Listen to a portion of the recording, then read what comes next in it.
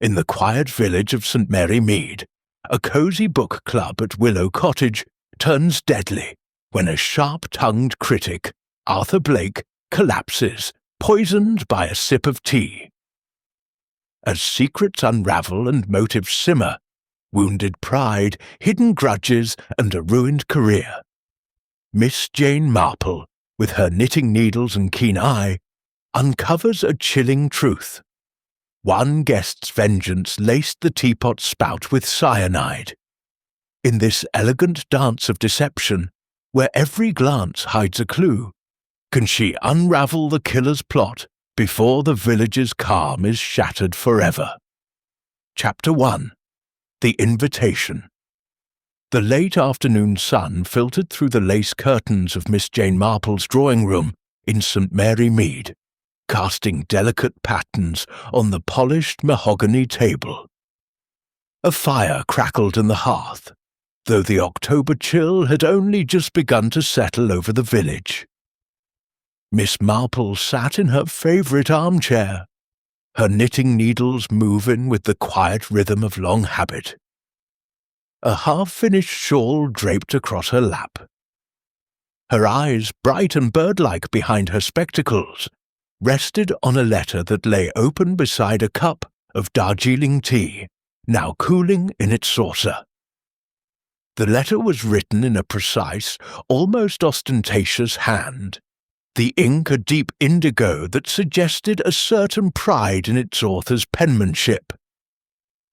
It was an invitation from Mrs. Eleanor Price, a widow of some means who had taken up residence at Willow Cottage 3 years prior.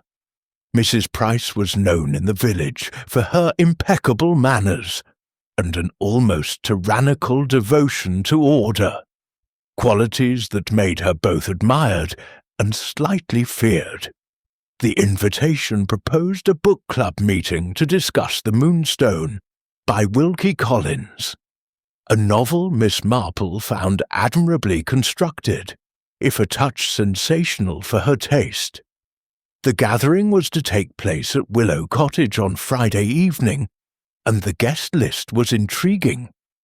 Mr. Henry Tate, a visiting scholar of some repute, Miss Clara Dunn, the village librarian, Mrs. Lydia Crane, a local novelist with a sharp tongue, and Mr. Arthur Blake, a literary critic whose reviews were as feared as they were read.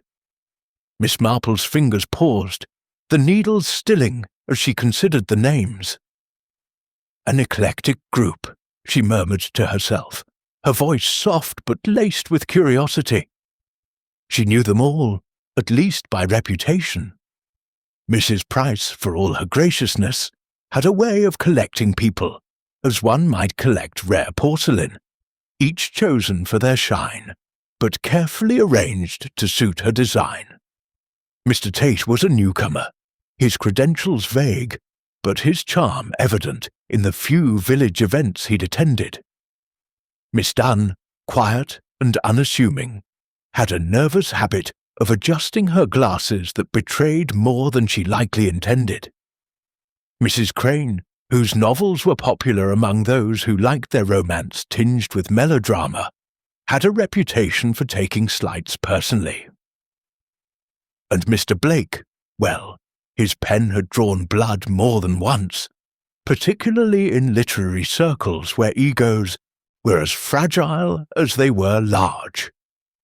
She picked up the letter again, her eyes scanning the polite phrases for something unspoken. There was nothing overt, no hint of discord, yet Miss Marple's instincts, honed by years of observing the quiet dramas of village life, sensed an undercurrent. Why this group? Why the Moonstone? And why, she wondered, had Mrs. Price invited her, an elderly spinster with no particular claim to literary expertise? Unless, she thought, a faint smile touching her lips, she expects me to see something others might miss. Miss Marple set the letter down and resumed her knitting, her mind turning over the possibilities. She recalled a conversation at the vicarage tea last month, where Mrs. Price had spoken of the book club with unusual fervour, as if it were more than a mere gathering of minds. There had been a mention of Mr. Blake's recent review in the Clarion, a scathing piece that had left some local author, Mrs. Crane perhaps, visibly shaken, and Miss Dunn had been there too, her face pale as she listened, though she'd said little. Mr. Tate, if memory served, had been absent, but his name had come up in connection with a literary dispute. "A puzzle," Miss Marple said aloud, her voice barely disturbing the room's stillness, "and puzzles are meant to be solved." She rose, her movements spry despite her age, and crossed to the window. Outside, the village green was quiet, save for a boy on a bicycle delivering the evening post. St. Mary Mead was a place of predictable rhythms, yet Miss Marple knew better than most that beneath its calm surface lay currents of ambition, envy, and secrets. She returned to her chair, picked up her knitting, and decided she would accept the invitation. Not for the book, though she enjoyed a good mystery, but for the people. People, after all, were the greatest mysteries of all. As the clock on the mantel chimed 5, Miss Marple made a mental note to wear her grey tweed, sensible yet elegant, and to bring her sharpest wits. Something told her Willow Cottage would offer more than tea and literary debate. She folded the letter carefully and tucked it into her writing desk. "Friday," she said to the empty room, "will be most interesting." Chapter 2. The Gathering. The evening air carried a crisp edge as Miss Jane Marple made her way along the winding lane to Willow Cottage. Her grey tweed coat buttoned against the October chill. The village of St. Mary Mead lay hushed under a sky streaked with the last hues of sunset, and the lights of the cottage glowed warmly ahead, promising comfort but, to Miss Marple's mind, something less certain. Her gloved hand clutched a small reticule, within which lay her knitting and a well-worn copy of The Moonstone. She walked with the unhurried pace of one accustomed to observing, her sharp eyes noting the neat hedges and the faint scent of wood smoke that hung in the air. Willow Cottage stood at the edge of the village, thatched roof and whitewashed walls, giving it an air of timeless charm, though its occupant, Mrs. Eleanor Price, was anything but rustic. The front door, painted a glossy green, opened promptly as Miss Marple approached, revealing Mrs. Price herself, resplendent in a navy dress with a lace collar, her dark hair swept into an impeccable chignon. Her smile was warm, but her eyes held a flicker of something, nervousness perhaps, or anticipation. "Miss Marple, how delightful that you could come," Mrs. Price said, her voice smooth as polished silver. "Do come in, the others are already here." Miss Marple stepped into the hall, where a mirror reflected the soft glow of a chandelier. The cottage's interior was as fastidious as its owner. Polished oak floors, a vase of chrysanthemums on a side table, and not a speck of dust to be seen. Mrs. Price led her into the drawing-room, where a fire crackled in a stone hearth, casting dancing shadows across a circle of chairs arranged around a low table. On the table sat a silver tea tray, its teapot gleaming, surrounded by delicate porcelain cups, a sugar bowl, and a plate of shortbread biscuits. The air carried the faint, comforting aroma of brewed tea, mingled with the sharper note of beeswax polish. 4 figures occupied the room, their conversation halting as Miss Marple entered. She took them in with a single, unhurried glance, her mind cataloguing details as effortlessly as her needles looped yarn. Mr. Henry Tate, The visiting scholar stood by the fireplace, a tall man with a lean face and a shock of greying hair. His tweed suit was well cut, but his cufflinks, gold with an intricate monogram, caught Miss Marple's eye as slightly too grand for a scholar's means. He was gesturing animatedly, a glass of sherry in hand, discoursing on some literary point with a confidence that bordered on arrogance. Miss Clara Dunn, the village librarian, sat primly on a chintz-covered chair, her hands folded in her lap. Her grey dress was modest, her spectacles slightly askew, and her thin lips pressed into a line that suggested discomfort. She glanced at the tea tray, then away, her fingers twitching as if longing to adjust something. Her glasses, perhaps, or her nerves. Mrs. Lydia Crane, the local novelist, lounged in an armchair with the air of one who felt entitled to the best seat. Her auburn hair was styled in loose waves, and her emerald green dress was a touch too bold for a village book club. Her eyes, sharp and assessing, flicked over Miss Marple with a hint of disdain before returning to her glass of sherry. The fifth member, Mr. Arthur Blake, stood apart, leaning against a bookcase with a cup of tea already in hand. He was a man of middle age, with a sallow complexion and a thin moustache that gave him a faintly predatory air. His suit was impeccable, his tie a vivid scarlet, and his expression carried the smugness of one who enjoyed wielding power. Miss Marple knew his reputation. A critic, whose reviews in the Clarion could make or break a writer's career. His presence, she thought, was the spark that might ignite this gathering. Mrs. Price clapped her hands lightly. "Now that we're all here, shall we begin? Miss Marple, please, take a seat." She gestured to a chair near the tea tray, and Miss Marple settled into it, her reticule on her lap, her eyes quietly observant.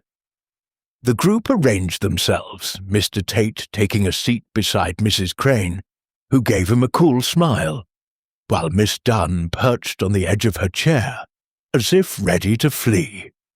Mr. Blake remained standing, his cup clinking against its saucer as he surveyed the room. "I thought we'd start with a brief introduction," Mrs. Price said, her tone bright but firm. "After all, not everyone knows each other well. Mr. Tate, perhaps you'd like to begin." Mr. Tate inclined his head, his smile revealing a flash of white teeth. "Delighted. I'm Henry Tate, a scholar of Victorian literature, here in St. Mary Mead to research the papers of a local antiquarian. The Moonstone is a particular favourite of mine. Collins's mastery of narrative structure is unparalleled, don't you think?" His voice was smooth, almost theatrical, and Miss Marple noted the way his eyes lingered on Mrs. Price, as if seeking her approval. Miss Dunn spoke next, her voice soft and hesitant. "I'm Clara Dunn, the librarian at St. Mary Mead's library. I've always admired the Moonstone for its complexity." She adjusted her spectacles, her fingers trembling slightly, and Miss Marple wondered what lay behind her unease. Was it merely shyness, or something more? Mrs. Crane's introduction was brisk. "Lydia Crane, I write novels, perhaps you've read them. I find the Moonstone a bit dated, but it has its merits." Her tone suggested those merits were few, and her glance at Mr. Blake was sharp enough to cut glass. Miss Marple's lips twitched. There was history there, and not a pleasant one. Mr. Blake set his cup down with a deliberate clink. "Arthur Blake, literary critic. I review for the Clarion, among others. As for the Moonstone, it's a relic but a clever one, unlike some modern drivel." His eyes flicked to Mrs. Crane, who stiffened, her fingers tightening around her sherry glass. The air in the room seemed to tighten too, and Miss Marple's knitting needles paused, sensing the first ripple of discord. Mrs. Price, ever the hostess, moved to smooth the tension. "And you, Miss Marple? What brings you to our little club?" Miss Marple smiled, her eyes crinkling. "Oh, I'm just an old woman who enjoys a good book. The Moonstone is quite a tale. Full of secrets, isn't it? Rather like people." Her tone was mild, but her gaze swept the room, catching the briefest flicker of unease on Miss Dunn's face, and a tightening of Mr. Tate's jaw. Mrs. Price laughed, a touch too brightly, and reached for the teapot. "Let's have some tea before we dive into the discussion," she said, lifting the silver pot with practiced grace. She poured with care, the amber liquid steaming as it filled each cup. Miss Marple noted the order. First her own, then Miss Dunn's, Mr. Tate's, Mrs. Crane's, and finally a second cup for Mr. Blake, who had already finished his first. Mrs. Price added sugar to her own cup, offering the bowl to the others. Only Mr. Blake accepted, stirring in 2 lumps with a faint smirk. "Sweetens the bitterness," he said, his eyes on Mrs. Crane, who ignored him.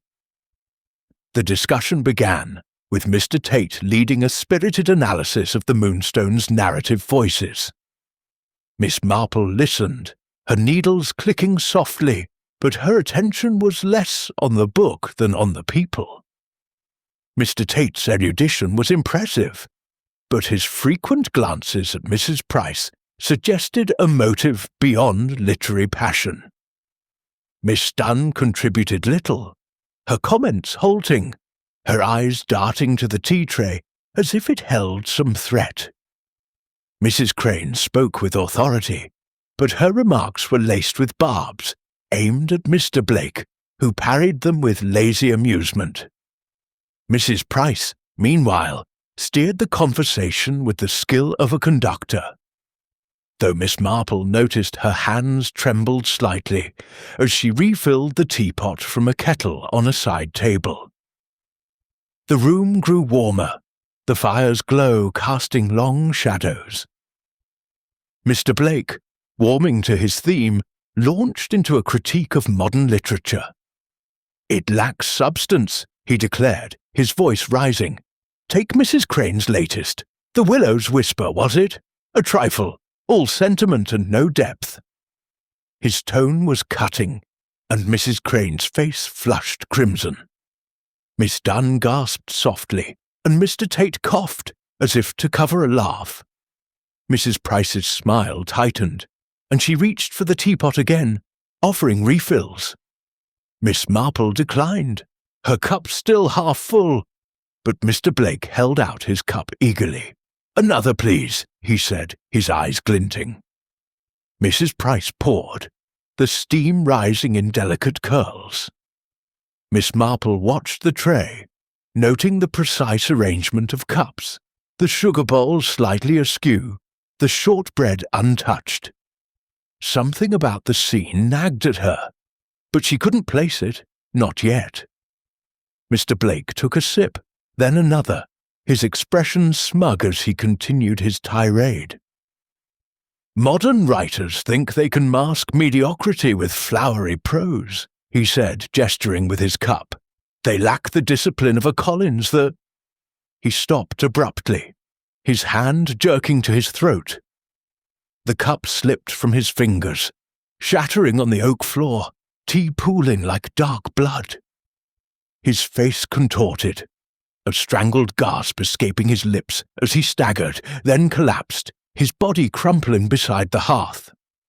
For a moment, the room was still, the only sound the crackle of the fire.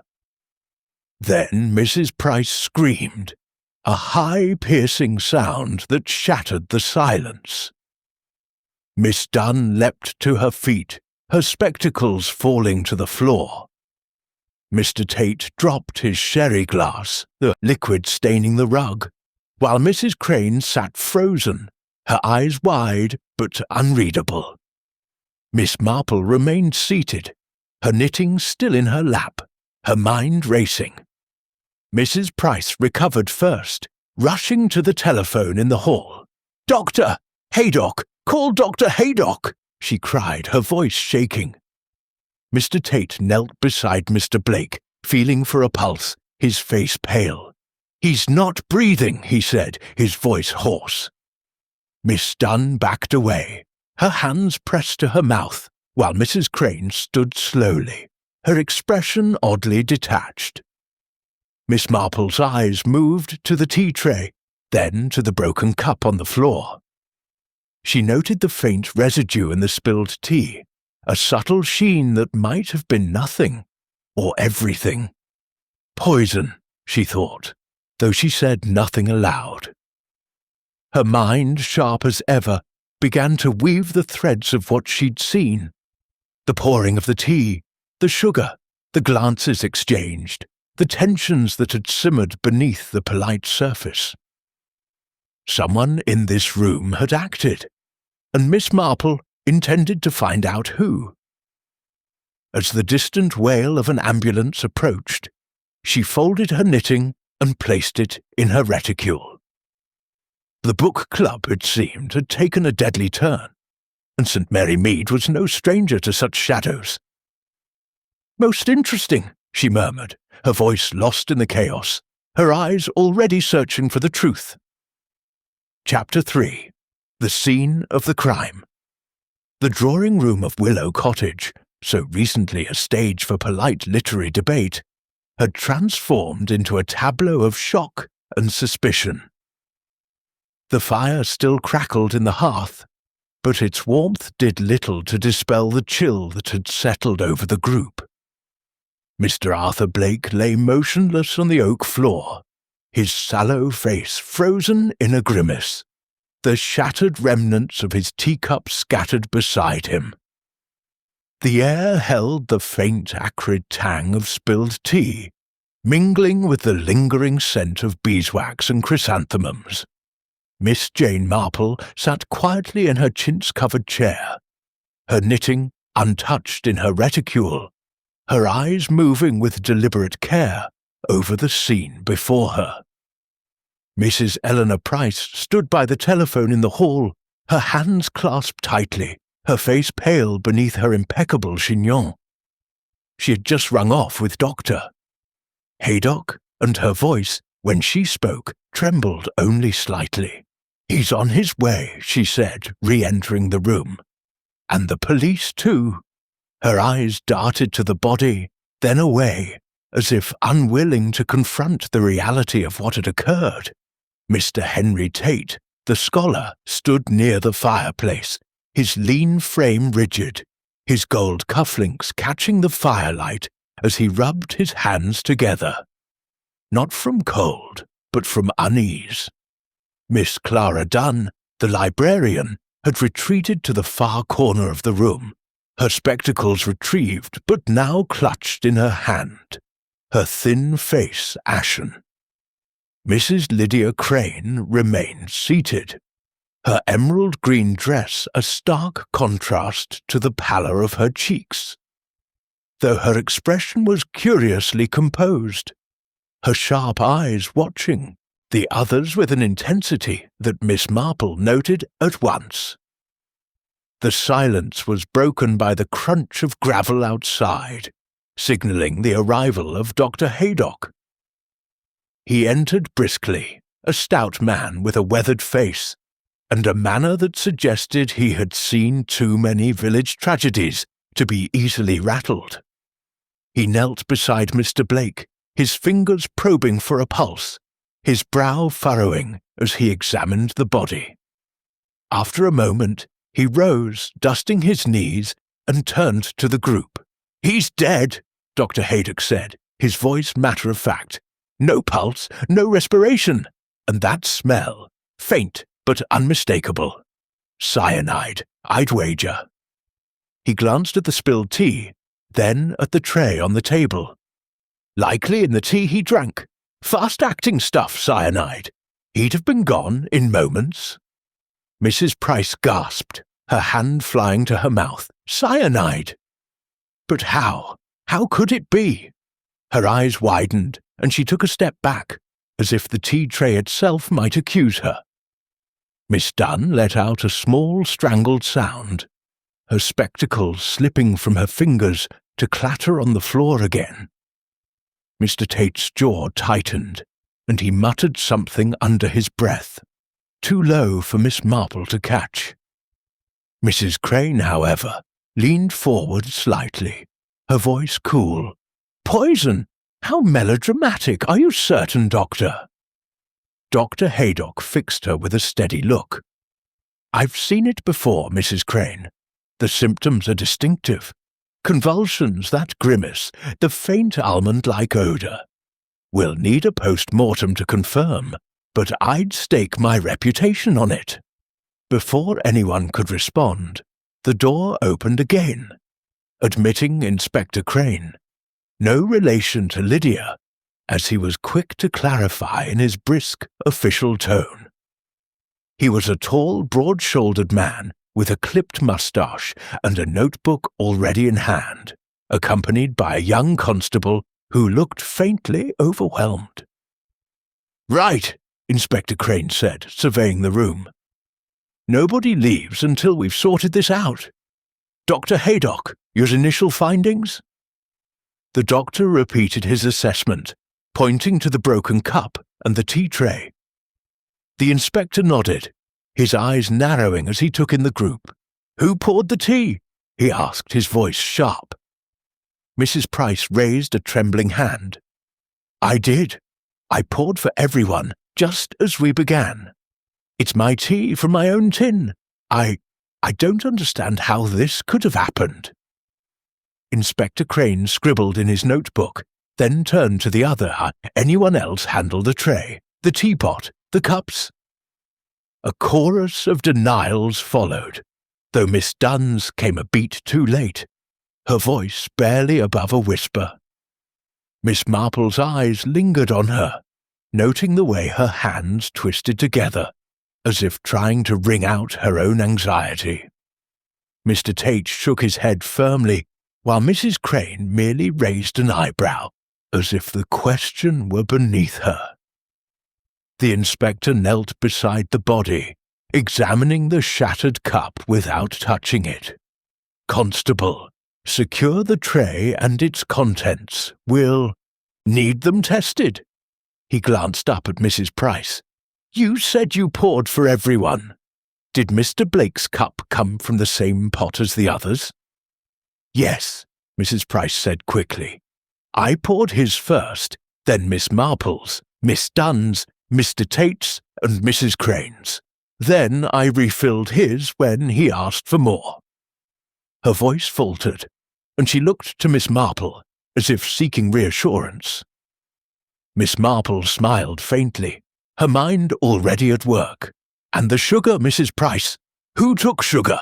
She asked, her tone as gentle as if she were inquiring about the weather. Mrs. Price blinked, startled by the question. Only Mr. Blake. He took 2 lumps. I offered, but no one else wanted any. Miss Marple nodded, her eyes drifting to the sugar bowl, its silver lid slightly ajar. She made no comment, but her mind filed away the detail. Cyanide, she knew, could be concealed in many forms, but sugar was a classic vehicle, small, innocuous, and easily tampered with. Yet the teapot itself could not be dismissed, nor the cups, nor the moment when Mrs. Price had refilled the kettle from a side table. Opportunity, she thought, was as important as motive. Inspector Crane, unaware of her thoughts, continued his questioning. Did anyone leave the room during the meeting, even briefly? Mrs. Crane spoke first, her voice dry. I didn't. I was too busy listening to Mr. Blake's charming opinions. Her sarcasm was sharp, and Miss Marple noted the faint flush that rose in Mr. Tate's cheeks, as if he were suppressing a reaction. "I stepped out to fetch more hot water," Mrs. Price admitted. "Just for a moment, to the kitchen. The kettle was low." Miss Dunn hesitated, then said, I went to the cloakroom just before we started discussing the book. I was only gone a minute." Her voice was barely audible, and she looked at the floor, avoiding the inspector's gaze. Mr. Tate shrugged. "I stayed here, didn't move an inch." His tone was casual, but his eyes flicked to Miss Dunn, then away, as if measuring her. Miss Marple's knitting remained in her reticule, but her fingers itched to hold the needles, to channel her thoughts into their familiar rhythm. Instead, she leaned forward slightly, addressing the inspector in her soft, precise voice. "Might I suggest, Inspector, that you examine the teapot closely? Not just the contents, but the spout and the handle. Sometimes the smallest detail—" She trailed off, her smile apologetic, as if she were merely an old woman offering a suggestion. Inspector Crane raised an eyebrow, but nodded. "We'll look at everything, Miss Marple. You've a reputation in these parts, I hear." His tone was gruff, but there was a glint of respect in his eyes. He turned to the constable. "Bag the teapot, the cups, everything on that tray, and get a sample of that spilled tea." As the constable moved to comply, Miss Marple's gaze returned to the broken cup. The shards lay scattered, but one piece near Mr. Blake's hand caught her eye. It was the handle, intact, with a faint smudge on its curve. A smudge that might have been a fingerprint, or merely a trick of the light. She made no move to point it out. The inspector would find it, or he wouldn't. Her role, she knew, was not to interfere, but to observe, to let the threads of human nature weave themselves into a pattern she could read.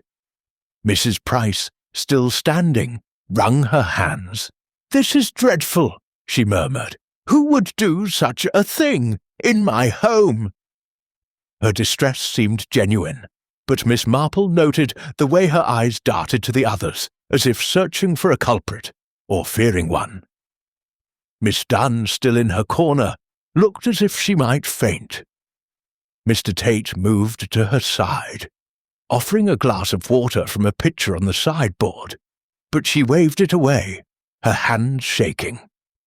Mrs. Crane, meanwhile, stood and crossed to the window, peering out into the dark as if distancing herself from the scene.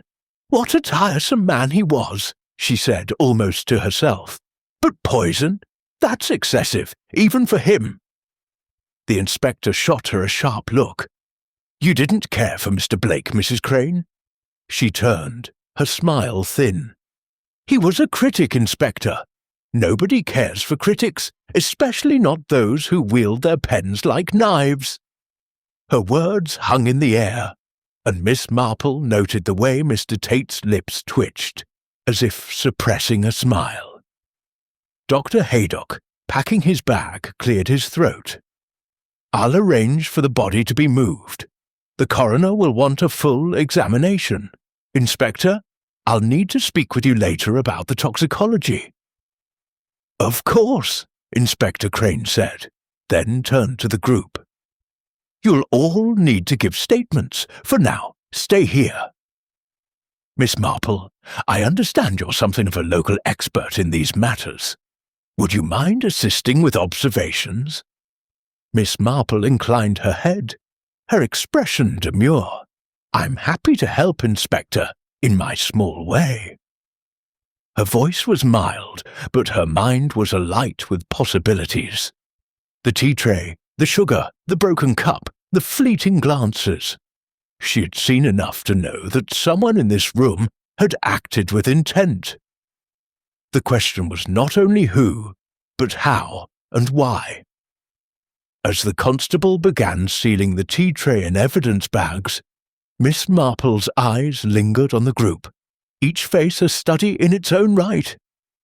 Mrs. Price's nervous energy, Miss Dunn's quiet panic, Mr. Tate's calculated calm, Mrs. Crane's icy detachment, each held a piece of the puzzle. And somewhere, in the interplay of their words and silences, lay the truth. The fire crackled, casting its flickering light across the room, and Miss Marple settled back in her chair. The scene was set, the players revealed, and the game, as she saw it, had only just begun. Chapter 4. The Host's Tale. The drawing-room of Willow Cottage, though still lit by the warm glow of the fire, had taken on a sombre air, as if the very walls absorbed the weight of Mr. Arthur Blake's sudden death. The constable had removed the tea-tray, its silver teapot and porcelain cups now sealed in evidence bags, and the body of the critic lay covered by a sheet, awaiting the coroner's arrival. Inspector Crane stood near the hearth, his notebook open, his clipped moustache twitching as he surveyed the group. Mrs. Eleanor Price, the hostess, sat rigidly on a high-backed chair, her navy dress immaculate, but her face betraying a flicker of strain. Mr. Henry Tate leaned against the bookcase, his scholar's composure fraying at the edges, while Miss Clara Dunn huddled in her corner, her spectacles fogged with unshed tears. Mrs. Lydia Crane, the novelist, perched on the edge of an armchair, her emerald green dress catching the firelight, her expression one of studied indifference. Miss Jane Marple, seated unobtrusively with her reticule on her lap, observed the scene with her usual quiet intensity. Her sharp eyes missed nothing. The way Mrs. Price's fingers twisted her pearl ring, the slight tremor in Miss Dunn's shoulders, the way Mr. Tate's gaze darted to the covered body and then away. Mrs. Crane's calm, she noted, was almost too perfect, like a mask worn by an actress who knew her lines but not her heart. The inspector, methodical and brusque, had begun his interviews, and it was Mrs. Price he called upon first. "Mrs. Price," Inspector Crane said, his voice firm but not unkind. "Let's go over it again. You poured the tea for everyone, correct? And you prepared it yourself?" Mrs. Price nodded, her hands clasping and unclasping in her lap. "Yes, Inspector. I used the tea from my own tin, Darjeeling, the same I always use. I boiled the water in the kitchen, filled the teapot, and brought it out to the drawing-room just before the discussion began." Her voice was steady, but Miss Marple noted a faint quaver, as if she were reciting a rehearsed speech. "And you're certain no one else touched the teapot or the tea before you served it?" The inspector pressed, his pencil poised over his notebook.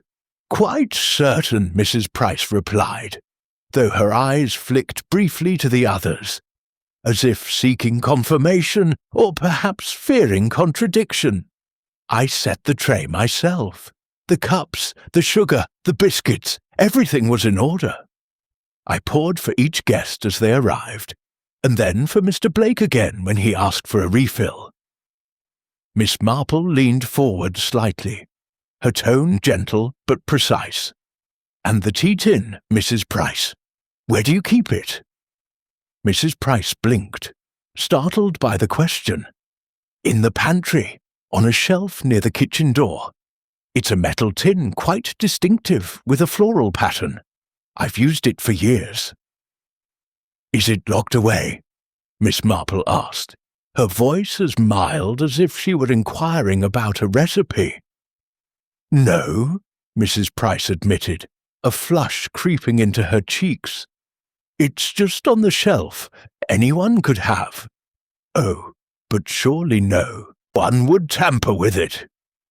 Her hands twisted her ring again, and Miss Marple noted the gesture, a telltale sign of unease. A pantry, she thought, was a vulnerable place, accessible to anyone who visited the cottage, or lived in it? Inspector Crane scribbled a note, then turned his attention to the group. Did any of you enter the kitchen or pantry before the meeting, or during it? A murmur of denials followed. Mr. Tate shook his head, his cufflinks glinting as he crossed his arms. I arrived just before Miss Marple and stayed in the drawing room, he said, his voice smooth, but his eyes wary. Miss Dunn whispered, I didn't go anywhere near the kitchen, her words barely audible. Mrs. Crane raised an eyebrow, her tone dry. I had no reason to rummage through Mrs. Price's pantry. I was here for the book, not the tea. Miss Marple's lips twitched faintly. Mrs. Crane's disdain, she thought, was a shield, but what it concealed remained to be seen. She turned her attention back to Mrs. Price, who was now describing the tea tray's arrangement in meticulous detail. 5 cups, a sugar bowl, a small jug of milk, and a plate of shortbread, untouched save for a single biscuit taken by Mr. Tate. The inspector listened, but Miss Marple sensed his impatience. He was a man of facts, not nuances, and it was the nuances that intrigued her. Mrs. Price, Miss Marple said softly, when you refilled the teapot from the kettle, where was the kettle kept? On the side table, I believe you said? Mrs. Price nodded, her brow furrowing. Yes, on the side table by the window. I keep a small electric kettle there for convenience during gatherings. I filled it in the kitchen before the meeting and brought it out when the teapot ran low. And did anyone approach the side table during the discussion? Miss Marple asked, her eyes scanning the room as if picturing the scene. Mrs. Price hesitated, her fingers pausing on her ring. I don't think so. I was busy pouring, and then Mr. Blake started his speech. I didn't notice anyone near the table. Her voice faltered, and Miss Marple noted the uncertainty, a crack in the hostess's polished facade. Inspector Crane, sensing a shift, turned to the others. Anyone care to contradict that? Did any of you go near the side table, or the kettle? Miss Dunn shook her head vehemently, her spectacles slipping again. Mr. Tate shrugged, his expression neutral. I was seated the whole time, he said, though Miss Marple recalled his restless movements during Mr. Blake's tirade, his hand adjusting his tie, his eyes darting about. Mrs. Crane, however, smiled faintly. I might have stood to stretch my legs, she said, her tone casual, but I didn't touch the kettle, if that's what you're implying. Miss Marple's mind turned over the possibilities. The kettle, like the tea tin, was a point of vulnerability. Cyanide, Dr. Haddock had said, was fast-acting but required precise delivery. The teapot, the kettle, the sugar, any could have been the vehicle, but the timing suggested the poison was added after the tea was brewed, perhaps during the refill. She glanced at the side table, now empty save for a lace doily, and pictured the kettle steaming there, unguarded during the heated discussion. Mrs. Price, the inspector said, his voice sharpening, you knew Mr. Blake, didn't you? Any reason someone might want him dead in your home? Mrs. Price's eyes widened, and she drew herself up, her voice indignant. I barely knew him, Inspector. He was a guest invited because of his reputation. He could be abrasive, I suppose, but I had no quarrel with him. Her words were firm, but Miss Marple caught the slight tremor in her hands, the way her eyes avoided the covered body on the floor. Abrasive, Inspector Crane repeated, his pencil tapping his notebook. Anyone else find him abrasive? Enough to do something about it. Miss Dunn flinched, as if the question were a physical blow. Mr. Tate cleared his throat, his tone measured. He had strong opinions, Inspector. Not everyone appreciated them. His glance at Mrs. Crane was brief but pointed, and Miss Marple noted it, recalling the critic's barbed comments about her novel. Mrs. Crane laughed, a short, sharp sound. He was a pest, Inspector, but I don't poison pests. I ignore them. Her composure was unshaken, but Miss Marple sensed a calculation behind it, a careful choice of words. The inspector turned back to Mrs. Price. You're certain you have no enemies, Mrs. Price? No one who might want to cause trouble in your home? Mrs. Price's flush deepened. Enemies? In St. Mary Mead. I'm a respectable widow, Inspector. I keep to myself, host my little gatherings, and try to bring some culture to the village. I can't imagine why anyone would... She trailed off, her hands twisting her ring with renewed vigour. Miss Marple's eyes softened, but her mind was relentless. Mrs. Price's distress, she thought, was genuine, but not necessarily innocent. A hostess, so particular about her tea and her guests, would guard her pantry and her tray, or so one might assume. Yet the loose lid of the tea-tin, the unguarded kettle, the open sugar bowl, all suggested carelessness, or perhaps something more deliberate. And then there was the ring, that nervous tick that spoke of secrets Mrs. Price might not even admit to herself. The inspector closed his notebook with a snap. Right. We'll need formal statements from all of you at the station tomorrow. For now, don't leave the village and don't discuss this with anyone. He glanced at Miss Marple, his expression grudgingly respectful. Miss Marple, if you notice anything else, you'll let me know. Of course, Inspector, she replied, her voice as gentle as a summer breeze. I'm only an old woman, but I do keep my eyes open. As the group dispersed, Mrs. Price lingering to speak with the constable, Miss Marple rose, her reticule in hand. She paused by the side table, her gaze lingering on the spot where the kettle had stood. A small detail, perhaps, but in St. Mary Mead she knew the smallest details could unravel the darkest truths.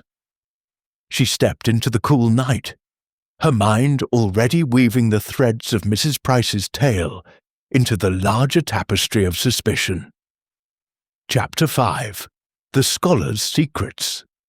The morning after the fateful book club meeting, St. Mary Mead awoke to a grey sky, the air heavy with the promise of rain.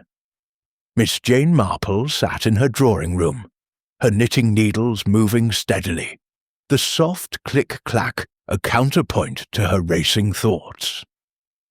The death of Mr. Arthur Blake had set the village abuzz, with whispers of poison and scandal filtering through the butcher's shop and the post office. Miss Marple, however, preferred the quiet of her own reflections, where the threads of human nature could be untangled without the clutter of gossip. Her mind returned to the drawing-room of Willow Cottage, to the silver tea-tray, the broken cup, and the faces of the suspects, each revealing more than they intended. Inspector Crane had asked her to observe, and observe she did, though her methods were subtler than his. She had noted Mrs. Price's nervous ring-twisting, Miss Dunn's trembling unease, Mrs. Crane's icy composure, and now her thoughts turned to Mr. Henry Tate, the visiting scholar whose polished charm seemed at odds with his modest profession.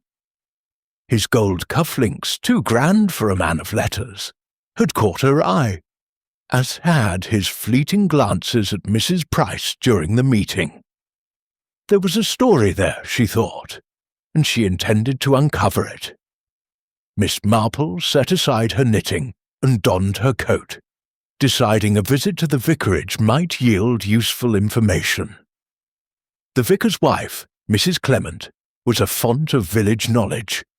Less gossipy than Mrs. Bantry, but no less perceptive. As Miss Marple stepped onto the lane, her umbrella tucked under her arm, she passed the postman, young Tommy Pierce, who tipped his cap and muttered something about that awful business at Willow Cottage. She smiled politely, filing away his words. The village, she knew, would be watching her as closely as she watched it. At the vicarage, Mrs. Clement welcomed her with a tray of scones and a pot of tea, carefully poured from a china teapot, Miss Marple noted with a wry smile. Over tea, she steered the conversation to Mr. Tate. "A scholar, you say?" Mrs. Clement mused, buttering a scone. "He's been here a month, staying at the Blue Boar. Says he's researching old manuscripts at the county archive, but he's awfully cagey about the details. Charming, though. Too charming, if you ask me. He was at the church fete last week, chatting up Mrs. Price like she was the Queen herself." Miss Marple's eyes twinkled. And did Mrs. Price seem receptive? Mrs. Clement hesitated, her scone halfway to her mouth. Well, she's not one for flirtations, but she didn't exactly discourage him. Kept blushing, twisting that pearl ring of hers. Mind you, she's been lonely since Mr. Price passed. A man like Tate could turn her head, I suppose. This aligned with Miss Marple's observations, but it raised new questions. What was Mr. Tate's interest in Mrs. Price? And did it connect to Mr. Blake's death?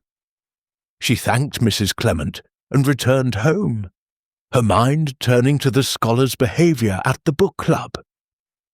His confident discourse on the Moonstone, his quick denial of touching the tea tray, his subtle tension when Mr. Blake's name was mentioned. These were pieces of a puzzle she was only beginning to assemble. That afternoon, Inspector Crane telephoned, asking her to join him at the police station for Mr. Tate's formal statement. "You've a knack for seeing things, Miss Marple," he said gruffly. "I'd value your presence." She agreed, arriving at the station in her grey tweed, her reticule in hand, her demeanour as unassuming as ever. The station's interview room was stark, with a wooden table, 2 chairs, and a constable scribbling notes in the corner. Mr. Tate sat across from Inspector Crane, his lean frame relaxed but his eyes alert, like a fox scenting danger. His tweed suit was impeccable, his cufflinks gleaming under the harsh light. Miss Marple took a seat to the side, her hands folded, her expression one of polite interest. "Mr. Tate," Inspector Crane began, his notebook open, "you're a scholar, here to study manuscripts, correct? How well did you know Mr. Blake?" Tate's smile was easy, but Miss Marple noted a slight tightening around his eyes. "Not well, Inspector. We met at a literary conference in London last year.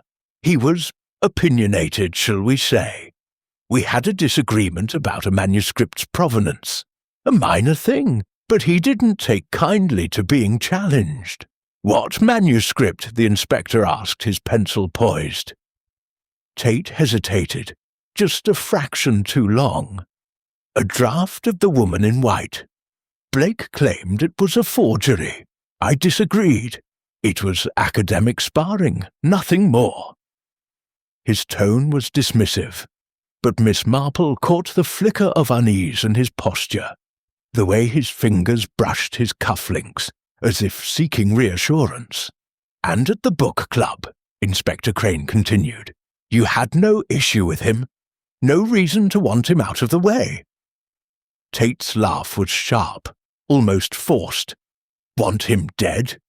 Good heavens, Inspector, I'm a scholar, not a murderer. Blake was irritating, but I've dealt with worse. I sat through his tirade, sipped my sherry, and kept my distance from the tea-tray.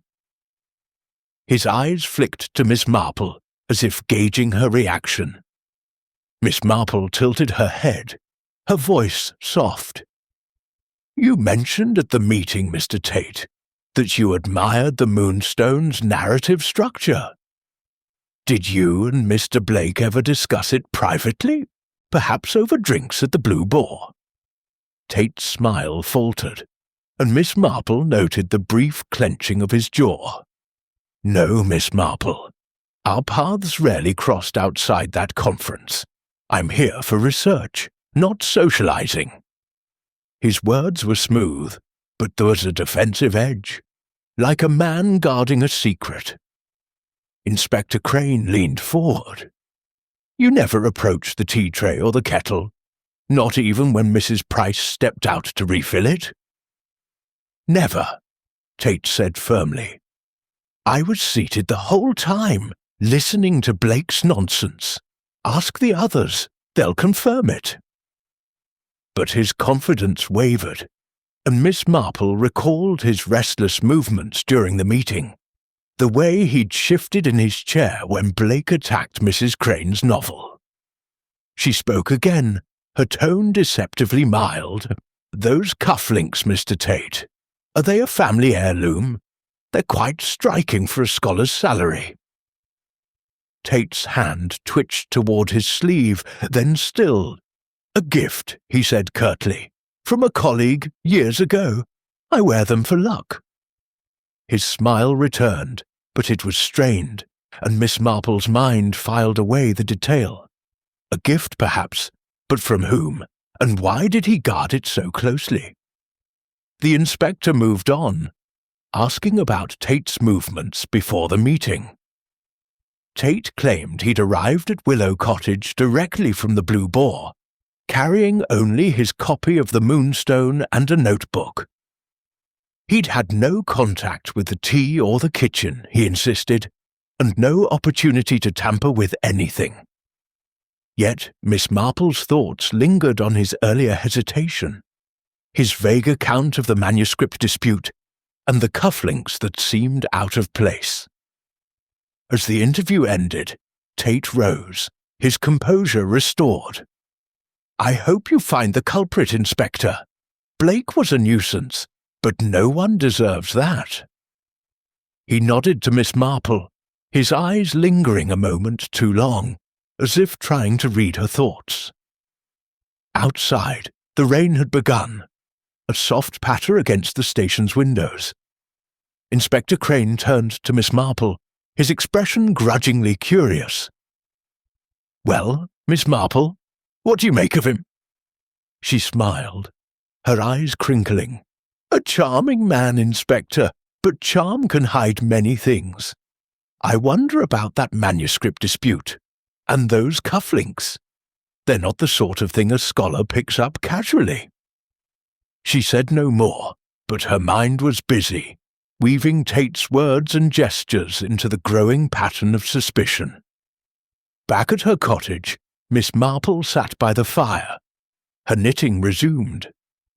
She thought of Mr. Tate's polished exterior, his quick answers, and the unease beneath them. A scholar, perhaps, but one with secrets that might connect to Mr. Blake's scathing pen or Mrs. Price's nervous hospitality.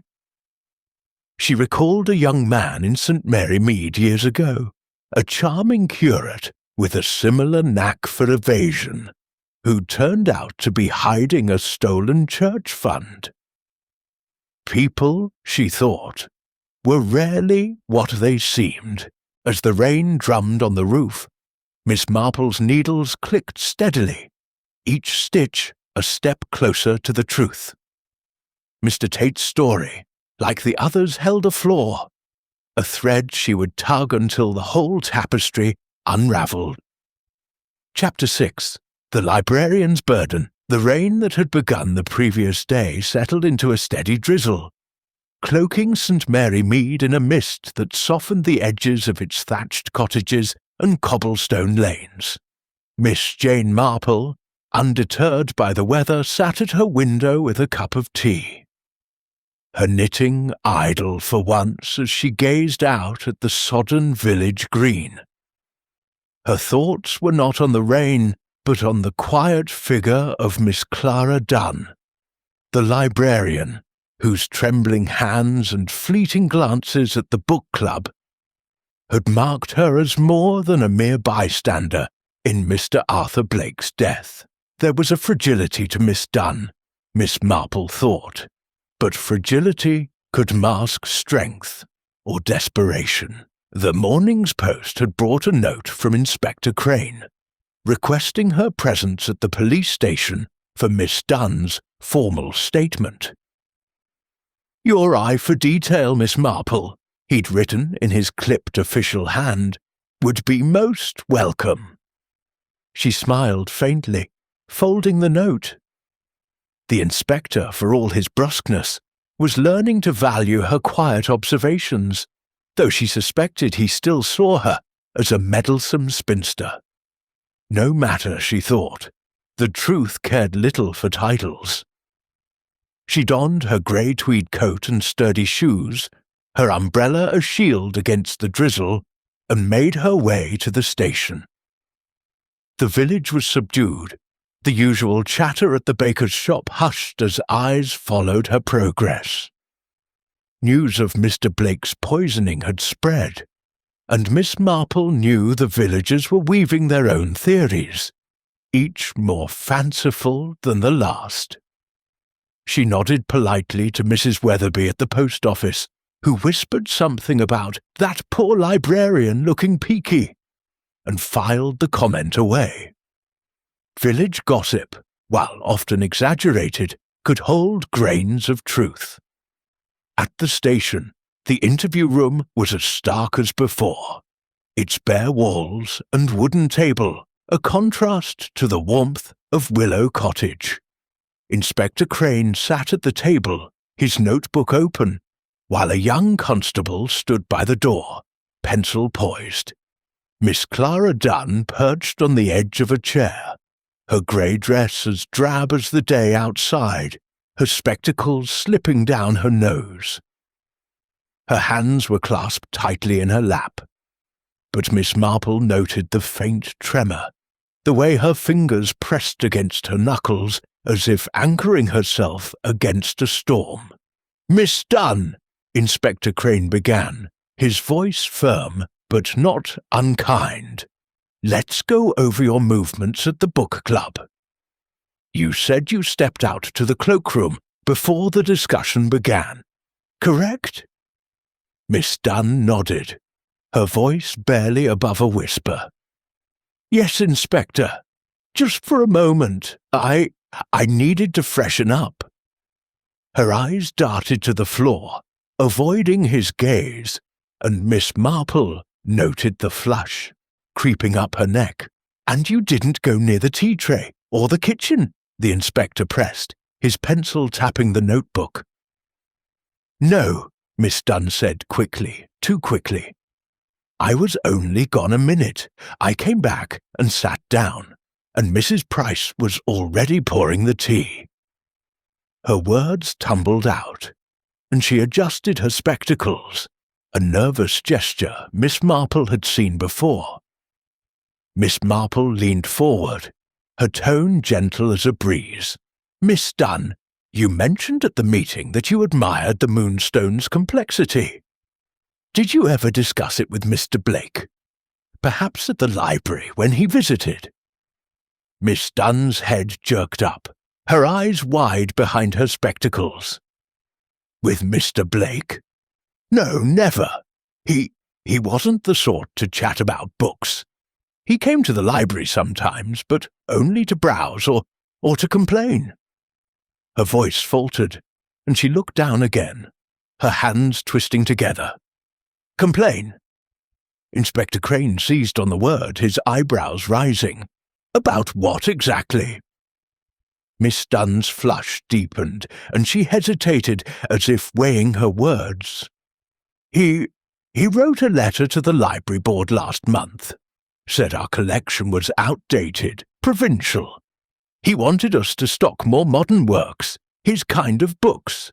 It caused a bit of trouble." Her voice was barely audible, and Miss Marple noted the way her shoulders hunched, as if she were shrinking from the memory. "Trouble?" the inspector asked, leaning forward. "What kind of trouble?" Miss Dunn's fingers tightened, her knuckles white. "The board. They questioned my choices, my management. I've run the library for 15 years, Inspector, and I've never had a complaint before. But Mr. Blake's letter, they took it seriously. I was given a formal warning." Her voice broke, and she pressed a hand to her mouth, her spectacles fogging slightly. Miss Marple's eyes softened, but her mind was sharp. A formal warning was no small thing for a woman like Miss Dunn, whose life revolved around the quiet order of her library.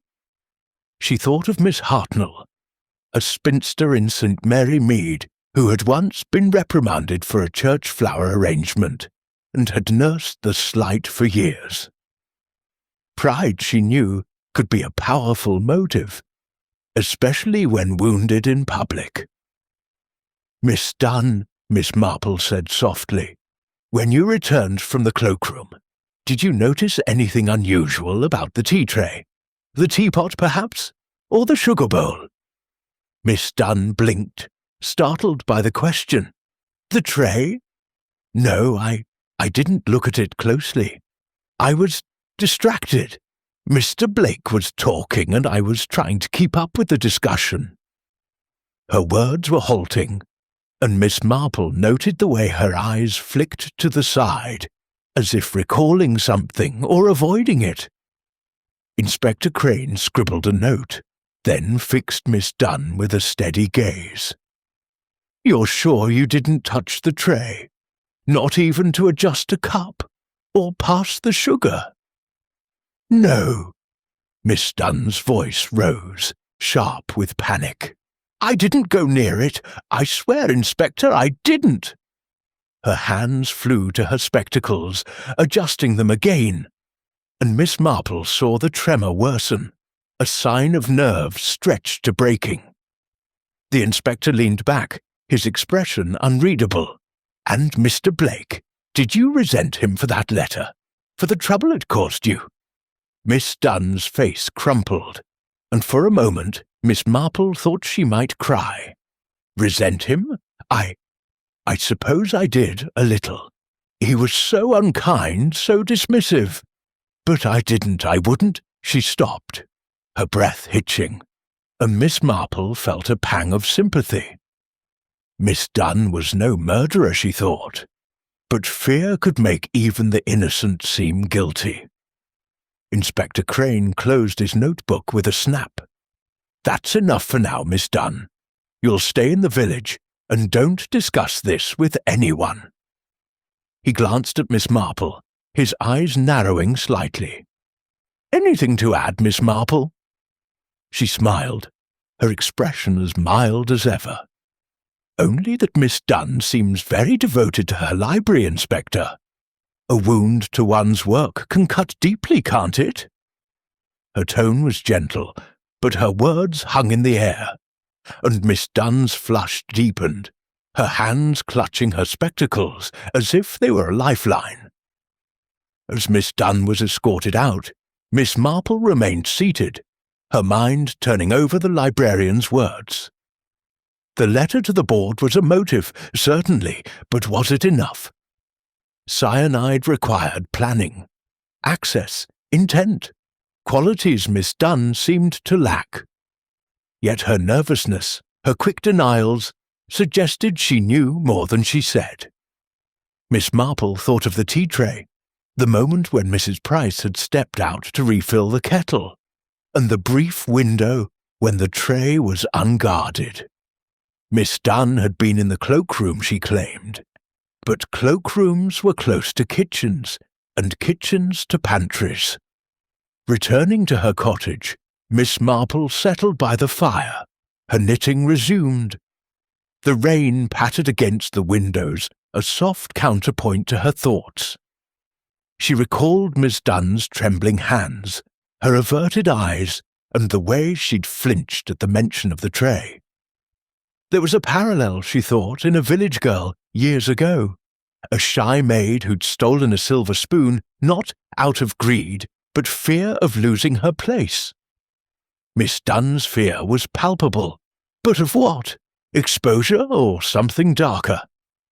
As the fire crackled, Miss Marple's needles moved steadily, each stitch a step closer to unravelling the librarian's burden. The truth, she knew, lay not just in what was said, but in what was left unsaid. Chapter 7. The Rival's Venom.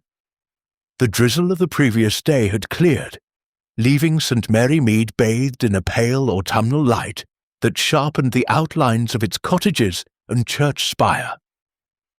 Miss Jane Marple, however, paid little heed to the weather as she sat in her drawing-room, her knitting needles paused mid-stitch. Her thoughts were fixed on Mrs. Lydia Crane, the novelist whose sharp tongue and icy composure at the book club had marked her as a figure of interest. The memory of Mrs. Crane's cool smile, her barbed retorts to Mr. Arthur Blake's criticisms, lingered in Miss Marple's mind like a discordant note in an otherwise harmonious melody.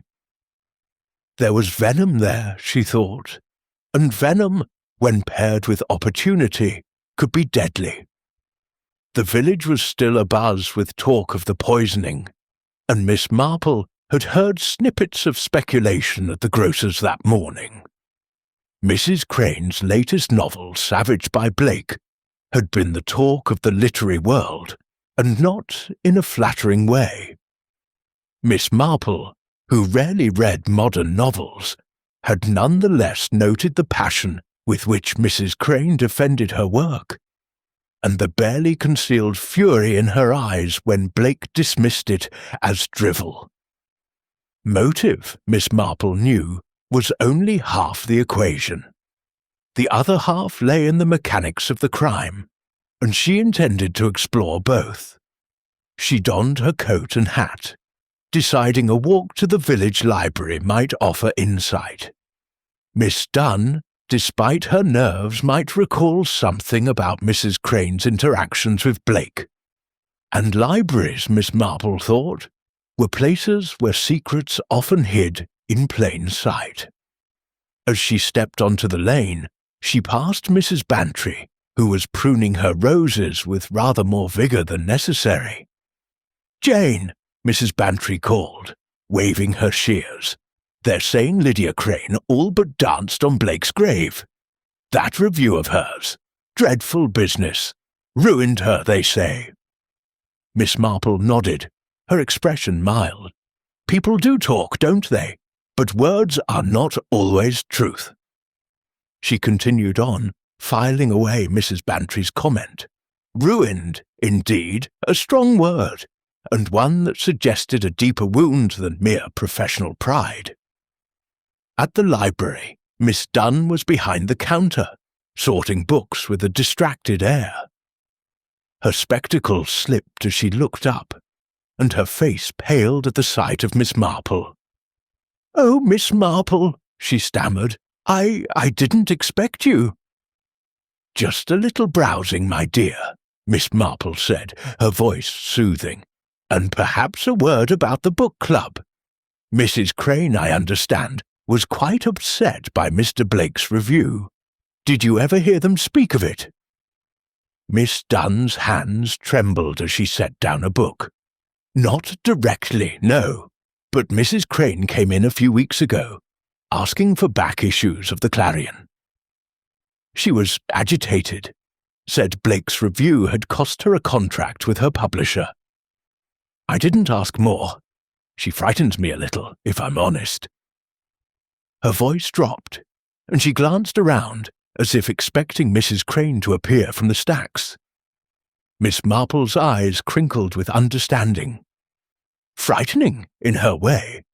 But tell me, did she ever mention Mr. Blake visiting her, or meeting elsewhere?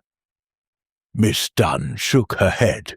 No, but Well, I saw them once, outside the Blue Boar. They were arguing. Mrs. Crane was waving a newspaper, and Mr. Blake was laughing. It looked heated. She flushed, as if regretting her words, and busied herself with the books. Miss Marple thanked her and left, her mind turning over this new piece. An argument in public suggested a boldness on Mrs. Crane's part, or perhaps a desperation. She decided to visit the police station, where Inspector Crane was conducting Mrs. Crane's formal interview that afternoon. A telephone call from the inspector had invited her to attend, and she arrived promptly, her grey tweed blending with the station's drab walls. The interview room was as austere as ever, with Inspector Crane at the table, his notebook open, and a constable scribbling in the corner. Mrs. Lydia Crane sat across from him, her auburn hair swept into an elegant knot, her emerald green dress replaced by a tailored black suit that gave her an air of mourning or defiance. Her posture was erect, her hands folded calmly, but Miss Marple noted the faint tightness of her lips, the way her eyes glittered with a controlled intensity.